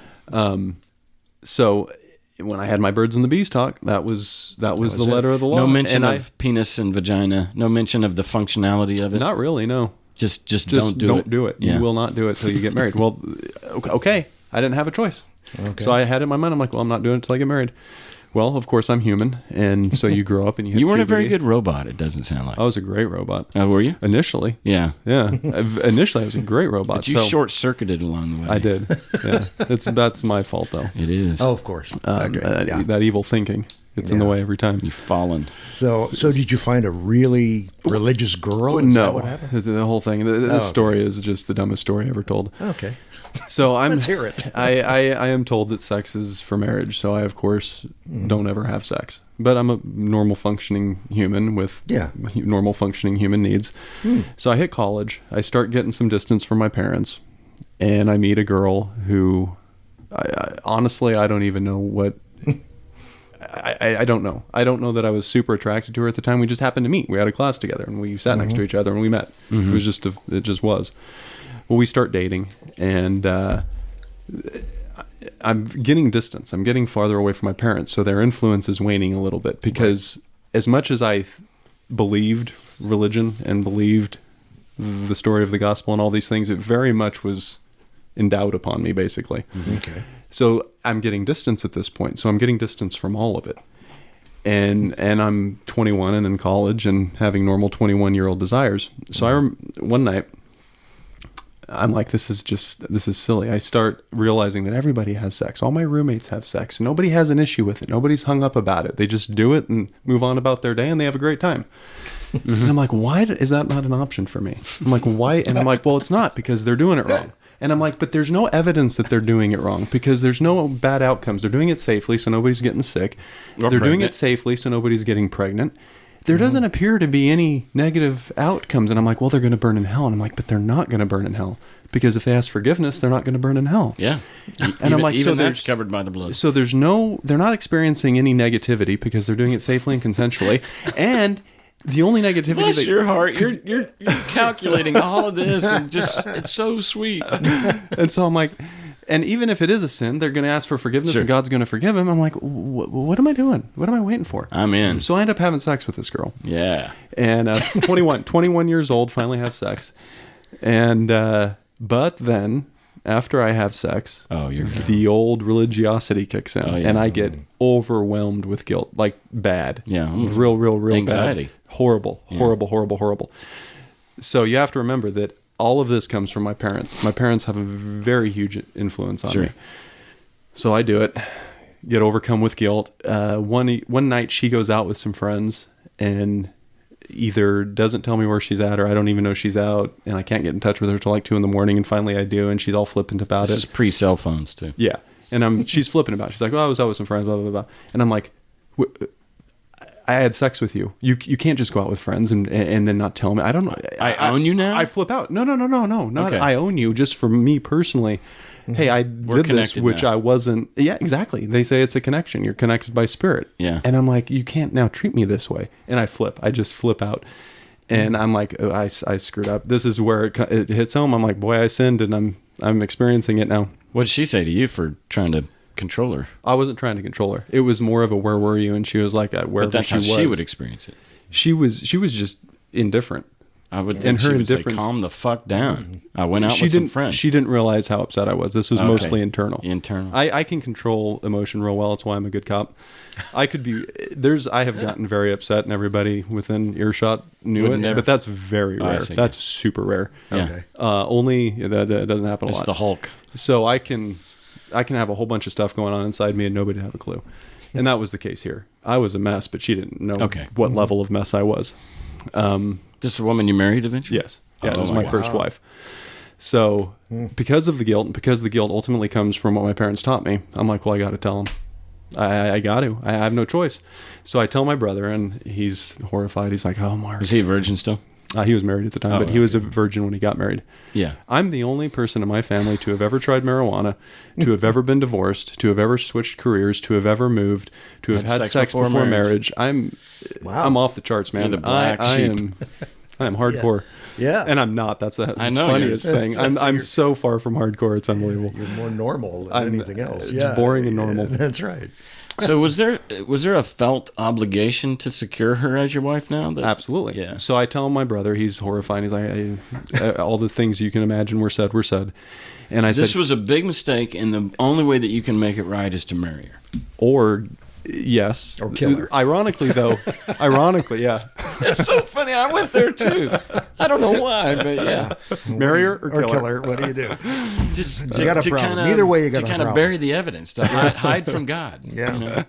So I know that I got to tell my parents, but I can't do it. So I asked my brother to. I'm like, can you just tell mom and dad and tell them I'm terribly sorry? So he does, and there's this big, huge family nonsense. He's the deliverer of a lot of bad He news is. He for is. your sake. He is. Wow. So we have whatever discussion we have, and I'm like, I'm terribly sorry. And I'm like, I broke up with her. And they're like, what's ironic is the obvious answer would be for them to tell me to marry her, but they actually didn't like her. They couldn't stand her.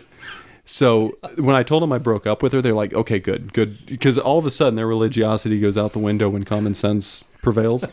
They didn't like her. So suddenly what God wants doesn't matter anymore because they don't like her. Okay. So I break up with her, and because of her past and who she was as a human being, me breaking up with her was very traumatic for her.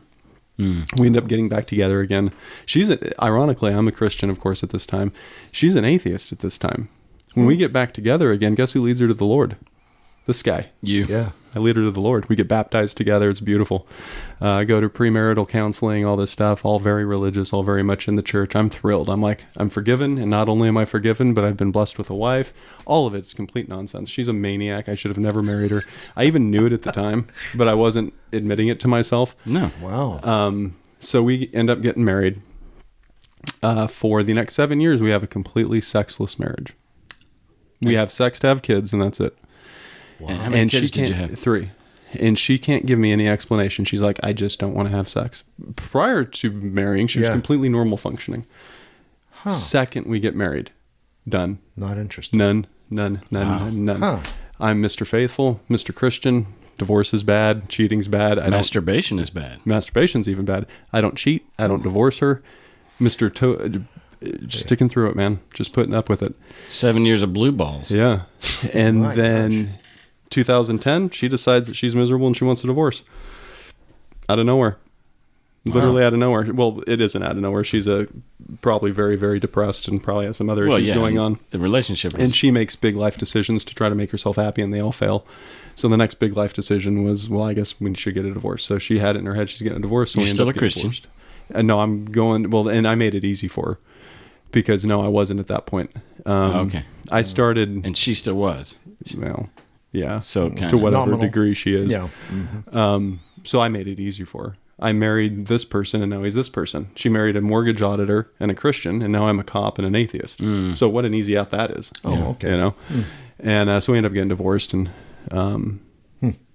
but basically we got divorced over, well, we married because of sex. Because I had an improper upbringing about what sex is. I wasn't talked to about it honestly, and I wasn't allowed to feel it and be human. And I made a really bad decision. I don't blame my parents for any of that. I know who they are and how they are, and that's fine.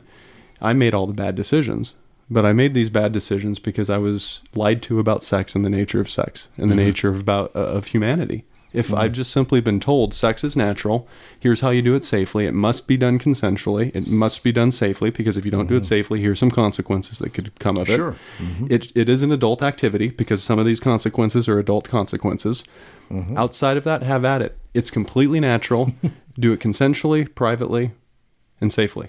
That's what I should have been told. That's what I told my oldest son when I had our birds and the bees talk. I said, if you feel like masturbating, do it by yourself and clean up. And have at it. Have at it. If you want to go at it 4 times a day, enjoy. But do it privately and clean up. Yeah. That's it's so simple. It's like taking it's a the shit. truth. What's Clean the up. problem? Yeah. Do it privately and clean up. Yeah. Wow. Well, a How couple about of things come to mind. I know that this, when we're talking about authoritarianism, or maybe even just the house of cards that Christianity is, and everybody kind of knows it's fragile, and so that's why the big, scary outside world don't go there. I mean, there's this distrust of intellectualism. There's this distrust of facts and science, and it's fragile. But the thing about what all Christian parents fear is college. And that when they get out from the house, well, it's almost like the Bible thought of that ahead of time, and it made it one of the 10 Commandments to honor your father and mother, that it may go well with you and for you.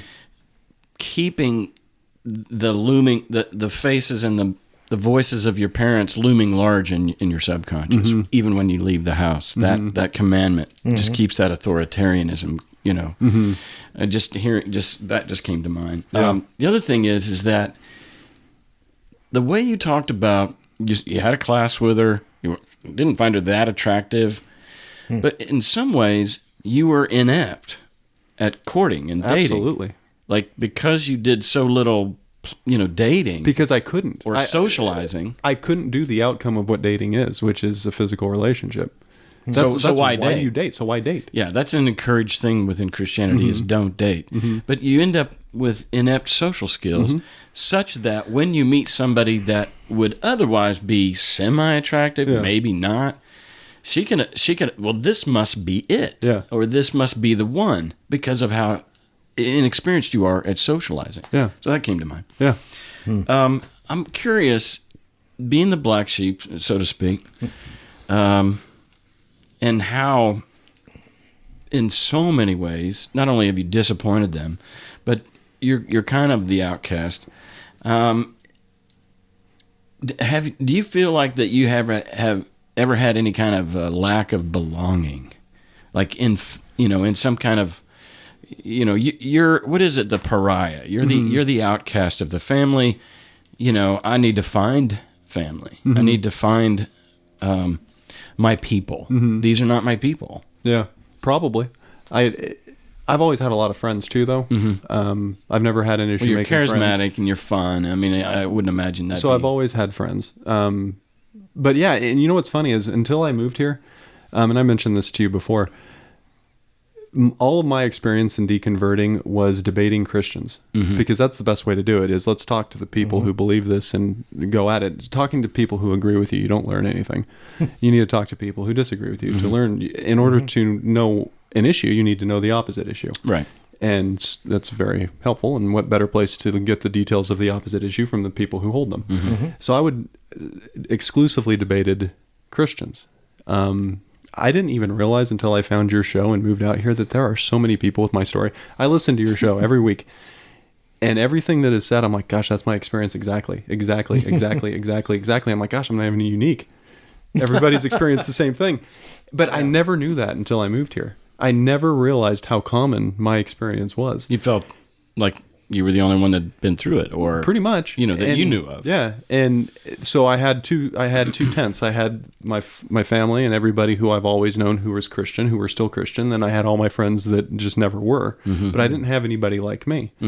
And until I moved out here, it's amazing. It just boggles my mind. And you were afraid that moving from Arizona to the south, I was terrified. It was going to be even more, Christian-y, and of course it is more Christian-y. It is, but.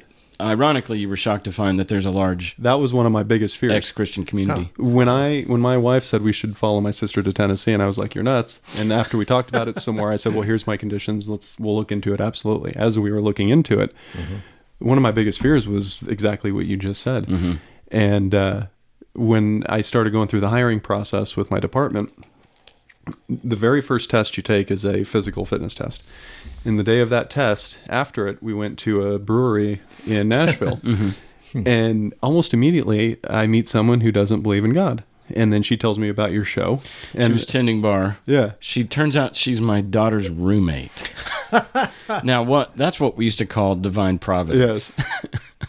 I mean, that's just a great story. So you're sitting at the bar. Now, what brought up the subject of ex-Christianity? One of the beers, it's Black Abbey. It's a fantastic place. Good place. One of their beers, they name beers after presidents. So POTUS, and then whatever number of the president they wanted to make the beer after. So POTUS 44 is the Obama beer, and it's delicious. Okay. And I had ordered the POTUS 44, and I asked this girl, I'm like, I didn't even realize that the acronym for President of the United States was POTUS. Yeah. And I was like, what exactly is POTUS 44? And she's like, well, and she explained it. I'm like, oh, that's awesome. And it's a black beer, I'm sure. Yeah, it is. It's a dark beer. Absolutely. Okay. Certainly wouldn't be, an amber. A pale ale or anything. That's true. So, could be black and tan. That's true. Could be. All right. Anyway. So she explains the premise behind it. And I'm like, that's really cool that the South would even name a beer after Obama. I'm like, that surprises me. And that started the discussion. And it just snowballed from there. I don't remember exactly how it went. She's a philosopher of sorts and had read a lot of stuff. I was helping my daughter move in, and she had all these books on the shelf, including Hitchens and Dawkins and stuff. And I was like, wow, this is cool. Now, most people would say, you're my daughter's roommate and you're an atheist. They'd be horrified. I was delighted. Yeah, so she tells me this story. Yeah. So because of the conversation about the POTUS 44, she brings up, it snowballs into atheism. And I'm like, you're the first atheist I've ever met. I'm thrilled to death. I'm like, one of my biggest fears about moving here was not finding someone like you. And here you are. And then she immediately says, well, you'd like this podcast. Yeah. And she says, my roommate just moved in today, and her dad was there, and he has this podcast, and he noticed my books, and we started talking about my books. Wow. And then I went home that night and listened to my first episode, and I can't remember which one it was, and I wish I did. Yeah. But, and then I've been listening ever since. Wow. That's great. Yeah, that's a great story. Thank you for that. Yeah.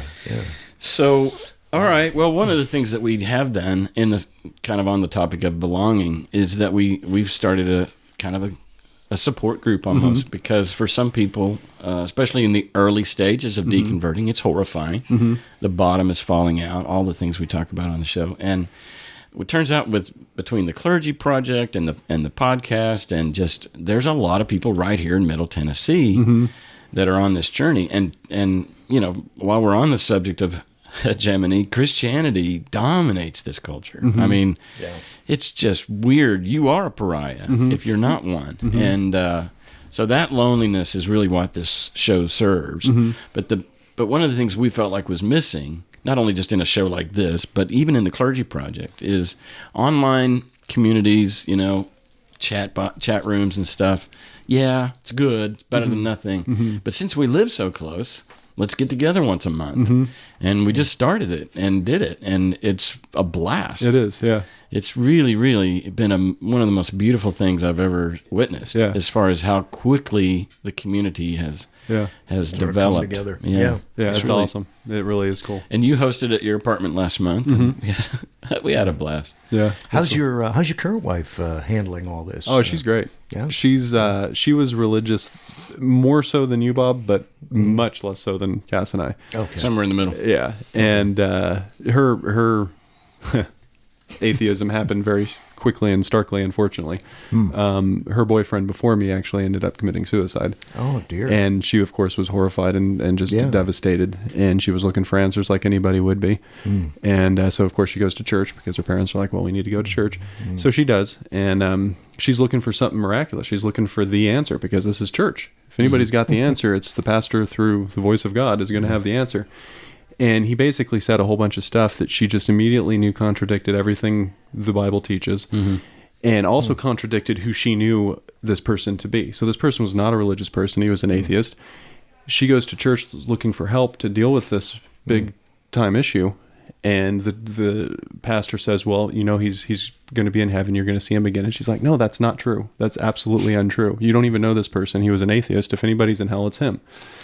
But he just didn't know what to say because when you try to deal with real world problems with make-believe, you're at a loss. You don't know what to say. They don't have good answers. There aren't good answers. When I was a pastor and working under a senior pastor, we used to talk about how hard it was to do a funeral for a person that we knew was a non-believer.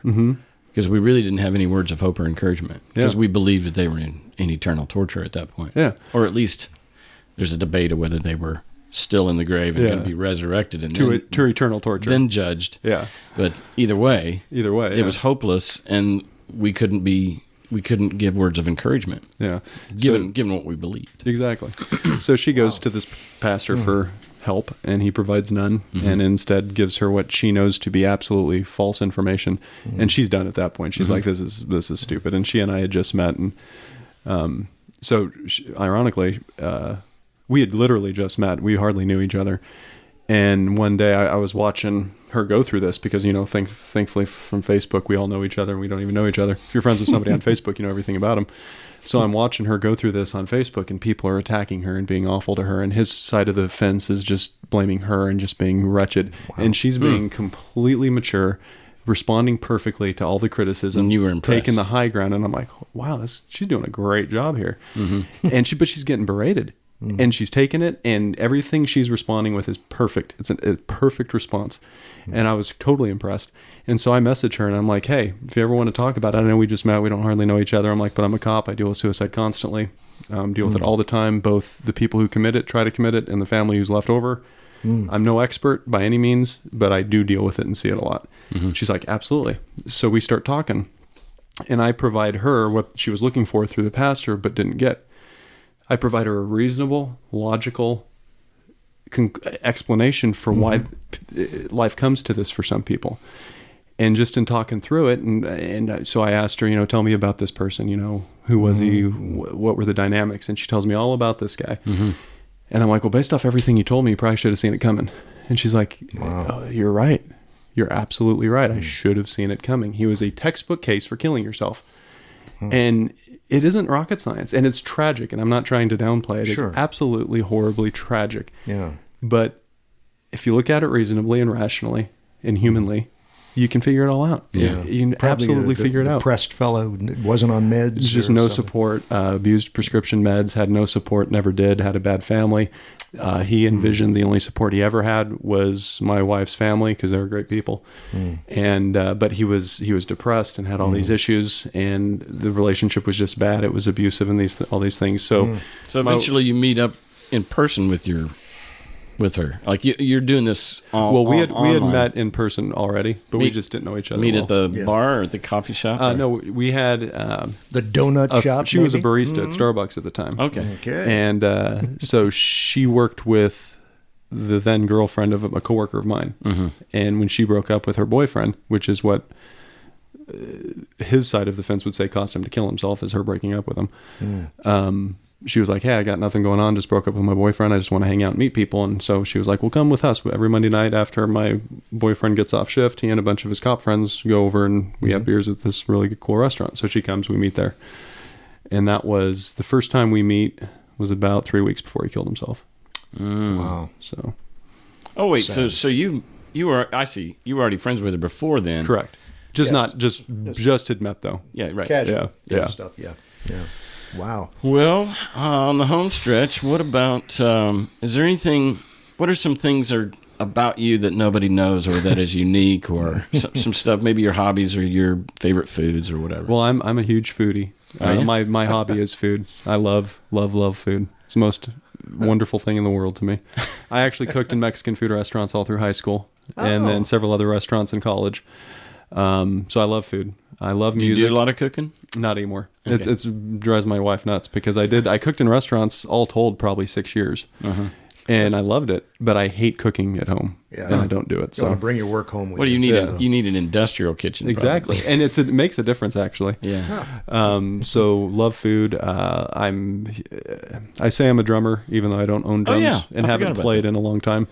But I played in bands for years. Love music. I love podcasts. Did I you love ever reading. play in praise and worship? A few times at the church. Yeah. Yeah. My brother always did. He still does to this day. But at my church back home, I played a few times. But So I what was. are some of the other you just mentioned that I interrupted you, but you were talking about podcasts. What are some of the other ones you listen to? The only ones I listen to, for lack of a better word, religiously, is this one and Sam Harris. Yeah. Yeah. And then I'll dabble with others. Yeah. But I don't, like, you have a long commute to work, so you get to listen to stuff for long Yeah. periods of time. I don't have that opportunity. You can't listen so in the squad car? I have to be, I wouldn't even want to. Oh, I see. Because I want to listen. Oh, yeah. And I can't listen and do all So those when you're other driving things. around in your squad car, you're just Driving around. you're just looking for trouble. Patrolling. Yeah, you literally look for trouble. And I don't want to say the name of my agency, That's fine. but Whatever. you got to look really hard in the agency I work for trouble. Yeah. right. It doesn't fall in your lap. Yeah. Was it worse back in Arizona? Yeah. Yeah. There was much more opportunity. I see. What What, am- about films, movies? I've always loved movies, but I just haven't watched them recently. Just other things going on. We have a 1-year-old, so she keeps okay. us busy. Yeah. Yeah. And yeah, we just always end up talking through movies. Actually, What's your I mean, I hate to go from a light to a heavy, but what's your relationship with your kids back in Arizona? well, they're in Arizona. I'm in Tennessee. Yeah. So it's far from perfect. Is she the kind of ex-wife that badmouths you to the kids? I don't know. You don't Probably. She's super manipulative. If she does it, it's not overt. Yeah. It's not he's a fucker and he's a piece of shit and you should hate him. It's much more manipulative than that. Yeah. And I'm sure that's what she does. I don't know what goes on. Even when I was there, I don't know. My kids are very much a product of her. And they mirror her. See, and here's the thing. I talked about my dad being controlling. Well, so is she. I married my dad. Absolutely married my dad. She controlled me. And that felt comfortable. Absolutely. That's all I'd ever known. Wow. Yeah, it's familial. Yeah. Familiar. Yeah. So she controlled me, and she controls those kids. Yeah. Wow. So- Well, and as you learned, the further away you get from your parents, the more you become yourself. Exactly. Maybe your children will be the same way. Let's hoping. hope so. Anyway. I'm hoping. Yeah. It's not a bad relationship, but it's not perfect because I just don't see him enough. Yeah. Sure, I get that. You got any pets? We have a dog. Her name is Mo. She's a German Shepherd. Our guinea pig that you met at the That she get ate. together, he died over the week. The guinea pig is gone. Oh. Was that yours or hers? It was all of ours, but he was closest to me. I fed him, and he loved me, and I loved him, and he's gone. And I'll never see him again because it turns out there's no guinea pig heaven. But True. Did you have a teacher or professor that comes to mind as far as somebody that deeply influenced you? yeah, I had a lot of professors at ASU that had actually a lot of religious studies classes that I took. And Taught by atheists? I think so, actually. Yeah. Ironically. I understand that. I find it fascinating. Yeah, Bob but and I could both teach absolutely. religious classes with passion. Absolutely. Yeah. Yeah. Have you ever heard of Hugh Ross? He's a scientist. He's one of the only legitimate Christian scientists, and by that I mean a Christian who's a scientist. I went and listened to him talk at ASU once, and one of the professors that I really looked up to had told me about it, and yeah, it was an interesting time. Does he embrace like the both and? Like evolution is true, but God did it? Hugh Ross? Yeah. No, it's been so long since I paid attention to him. I think he's straight up Yeah, he's Creation. Christian. Yeah. Ugh. Yeah. Well, if you're the type of person that wonders, why do people behave this way? Where does this come from? Religion is a great place to start. Oh, yeah. Because, man, that tells you so many things. It informs history, informs just about everything, Yeah. really, in the West, anyway. So, Absolutely. yeah. Here's a strange question I've never asked anybody. What kind of old person do you want to be? Oh, I'll be a great old person. I'm basically there. I'll be exactly this. I can't, because I have to stay fit for my job, or at least I want to. I guess I don't have to. There's lots of cops who don't, which is another problem. But I want to, because being in certain situations out of shape is absolutely terrifying. Yeah. So for my own comfort, life might depend on it. yeah, for my own comfort, I'd like to be able to run and move. But as I get older, and I used to love working out. That's another thing I do. I enjoy working out, but I enjoy it less and less as I get older, because it's harder and harder. It's just harder and harder, and it hurts more. And I can't wait. You know, I'm going to be the old person. There is a date, and I don't know what it is, but there will come a time where I'm just done. I'm not going to work out, and I'm going to eat whatever I want and as much as I want, and I'm going to be the happiest person in the world. Exactly. And I'll be a good old person, because I'm basically an old person now. My wife makes fun of me incessantly. I behave as an old person now. But a jolly one. A very jolly That's one. right. That's I'll be Bob, yeah. I'll retire and just be happy and Yeah, for the most part. Happy-go-lucky. Why not? let myself go, enjoy some food. And Yeah. Well, I let myself go anyway, so yeah, that's true. no, I didn't mean you let yourself go. I meant I'm going to be old and happy. Yes. All right. Well, I think that you're a great mix of, because you have logic and reason and skepticism is right there on and kindness, my God, kind guy. but lighten up, and that's because really you can become a fundamentalist atheist. I mean, you become ate up with being right. Just like a fundamentalist Christian is ate up with being right, and you just have this really good mix. It's like you navigate life and circumstances, and it's not like, unlike we were talking about some of the privilege that a lot of people have, is that, like, I don't have to turn on and see Aleppo. That pulling that baby girl out of that building just rocked my world, and that's the kind of stuff that most of us can't handle. You live in a world that forces you to be exposed to some of the more uglier sides of human existence. And yet you keep this happy disposition, and I just commend you on it. I don't know how you do it. But. Yeah, I do it by looking at it reasonably and honestly. It's disgusting, and these things are horrible, but there is a explanation behind them. It's not necessarily silver lining. No, not at all. But you just accept it for what it is, and then you really try to help. And the way it makes it better is you go to these situations that are awful and tragic and horrible and awful, but you're there.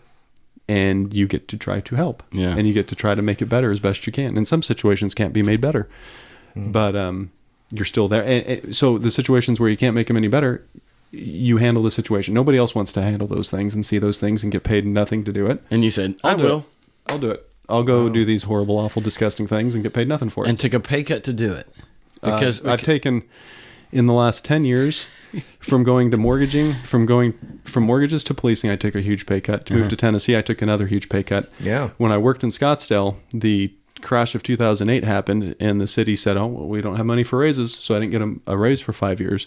So my financial picture's awful. It's just disgusting. It's always been, and then divorce is horrible. Oh, yeah. And child support, although I love paying it because I love my kids, it's money out of my pocket.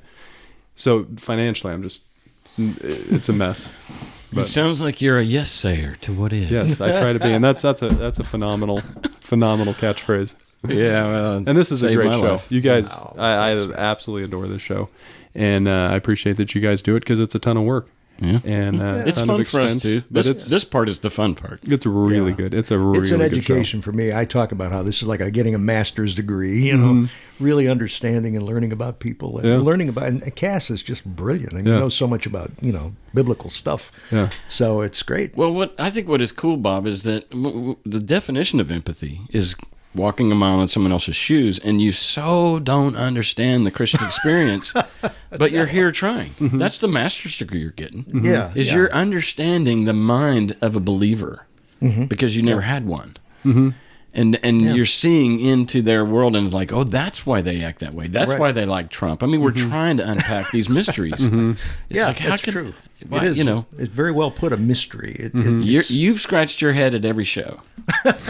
And you can hear it. You can hear it when you listen. Well, And- yes, and because you're- it's empty. That's probably why you can hear it. No, it's not empty. Good grief, you're brilliant. I kid. Because I love. But Anyway. but we are seeing into seeing into that world, and it's a different world than you've ever lived. So that's true. That's true. Well, Wow. Mark, thanks for coming on. Absolutely. Thanks for having me. Brilliant. Great having you, man. Been a great time. Yeah.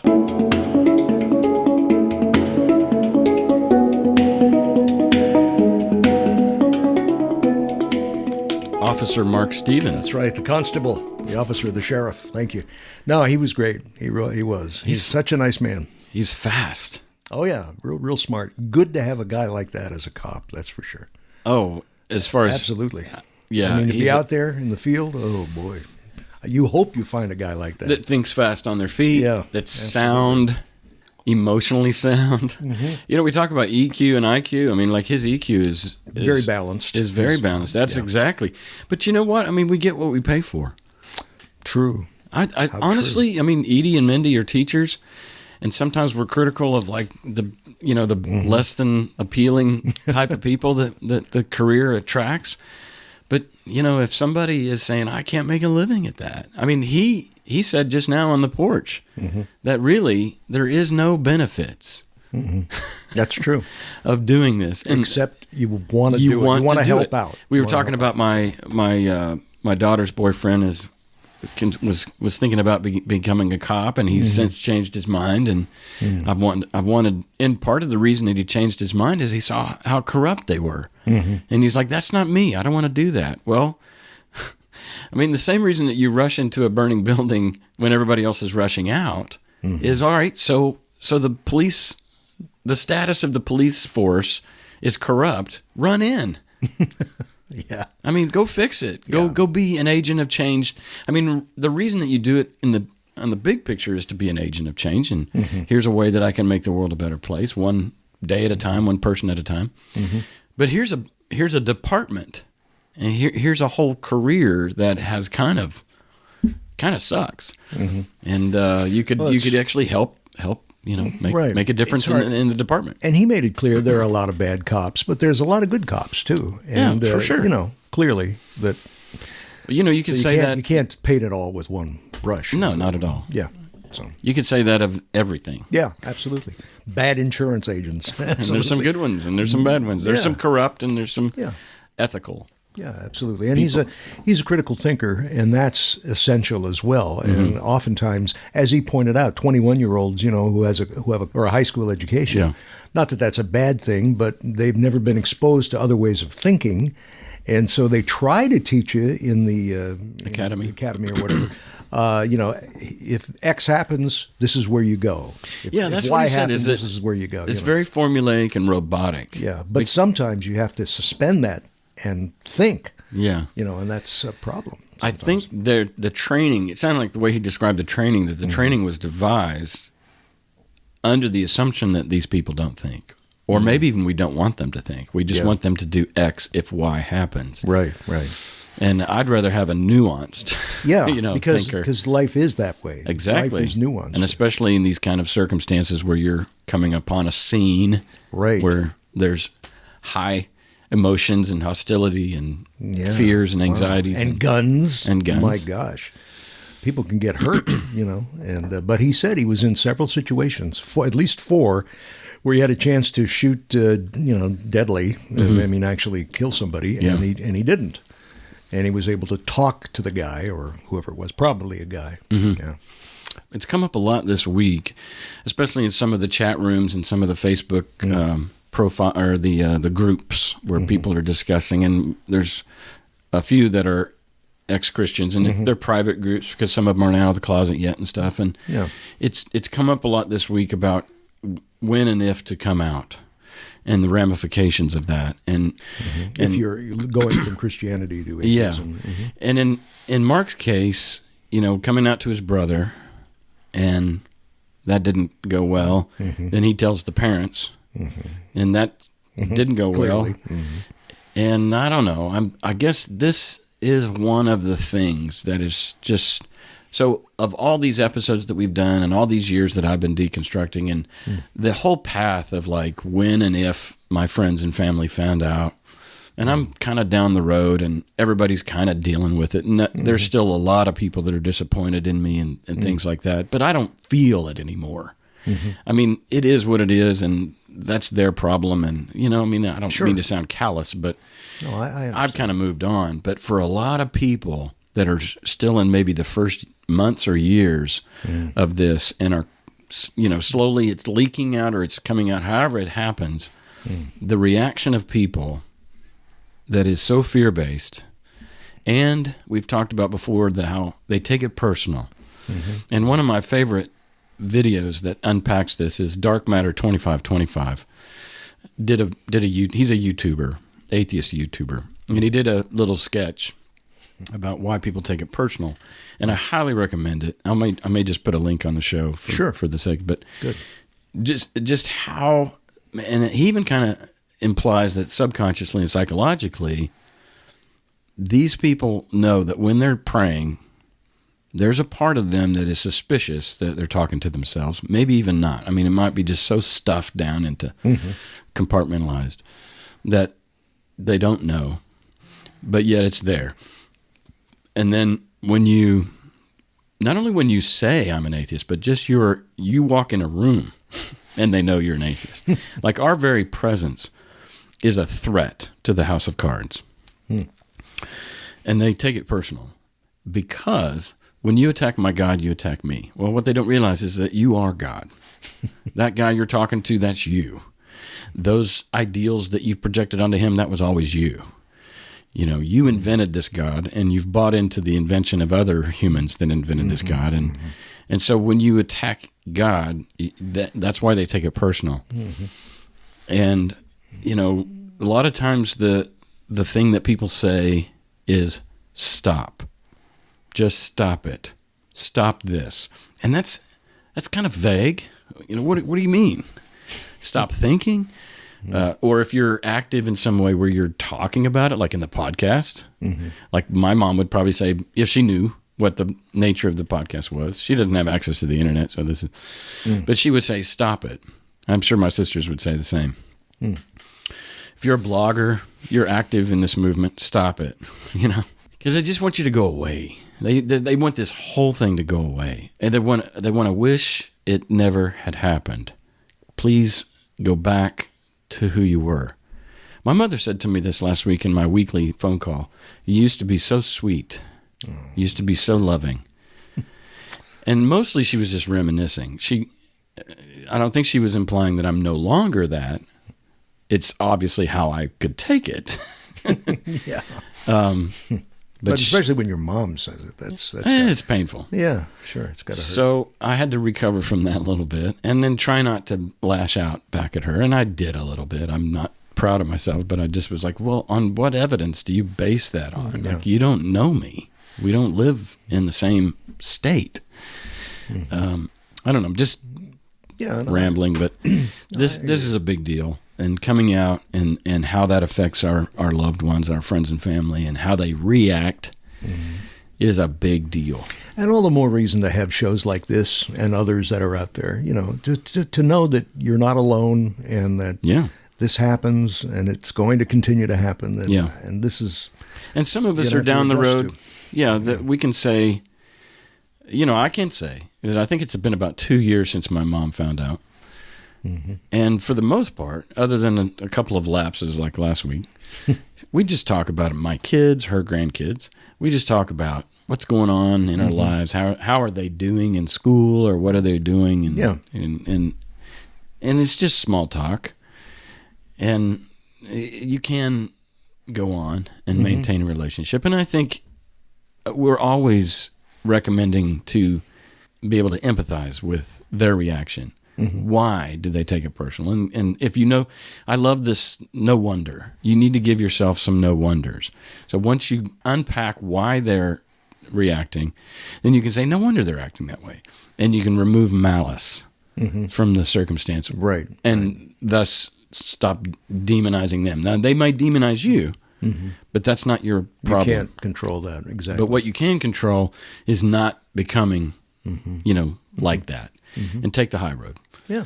And that's what we always recommend. Yeah, absolutely. And that's why, as I say, this is such a wonderful opportunity to meet people like you or people that you'd like to become eventually. And Mark was one of those. He was a great people. example of Great that. example, yeah.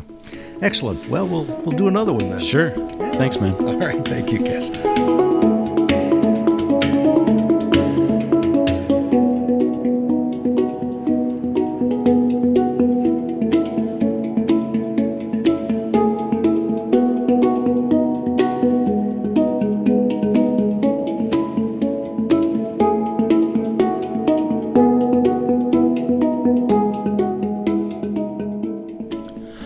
We're rolling. Tonight on ABC. Hey, Cass, it's Bob. I'm talking to you now.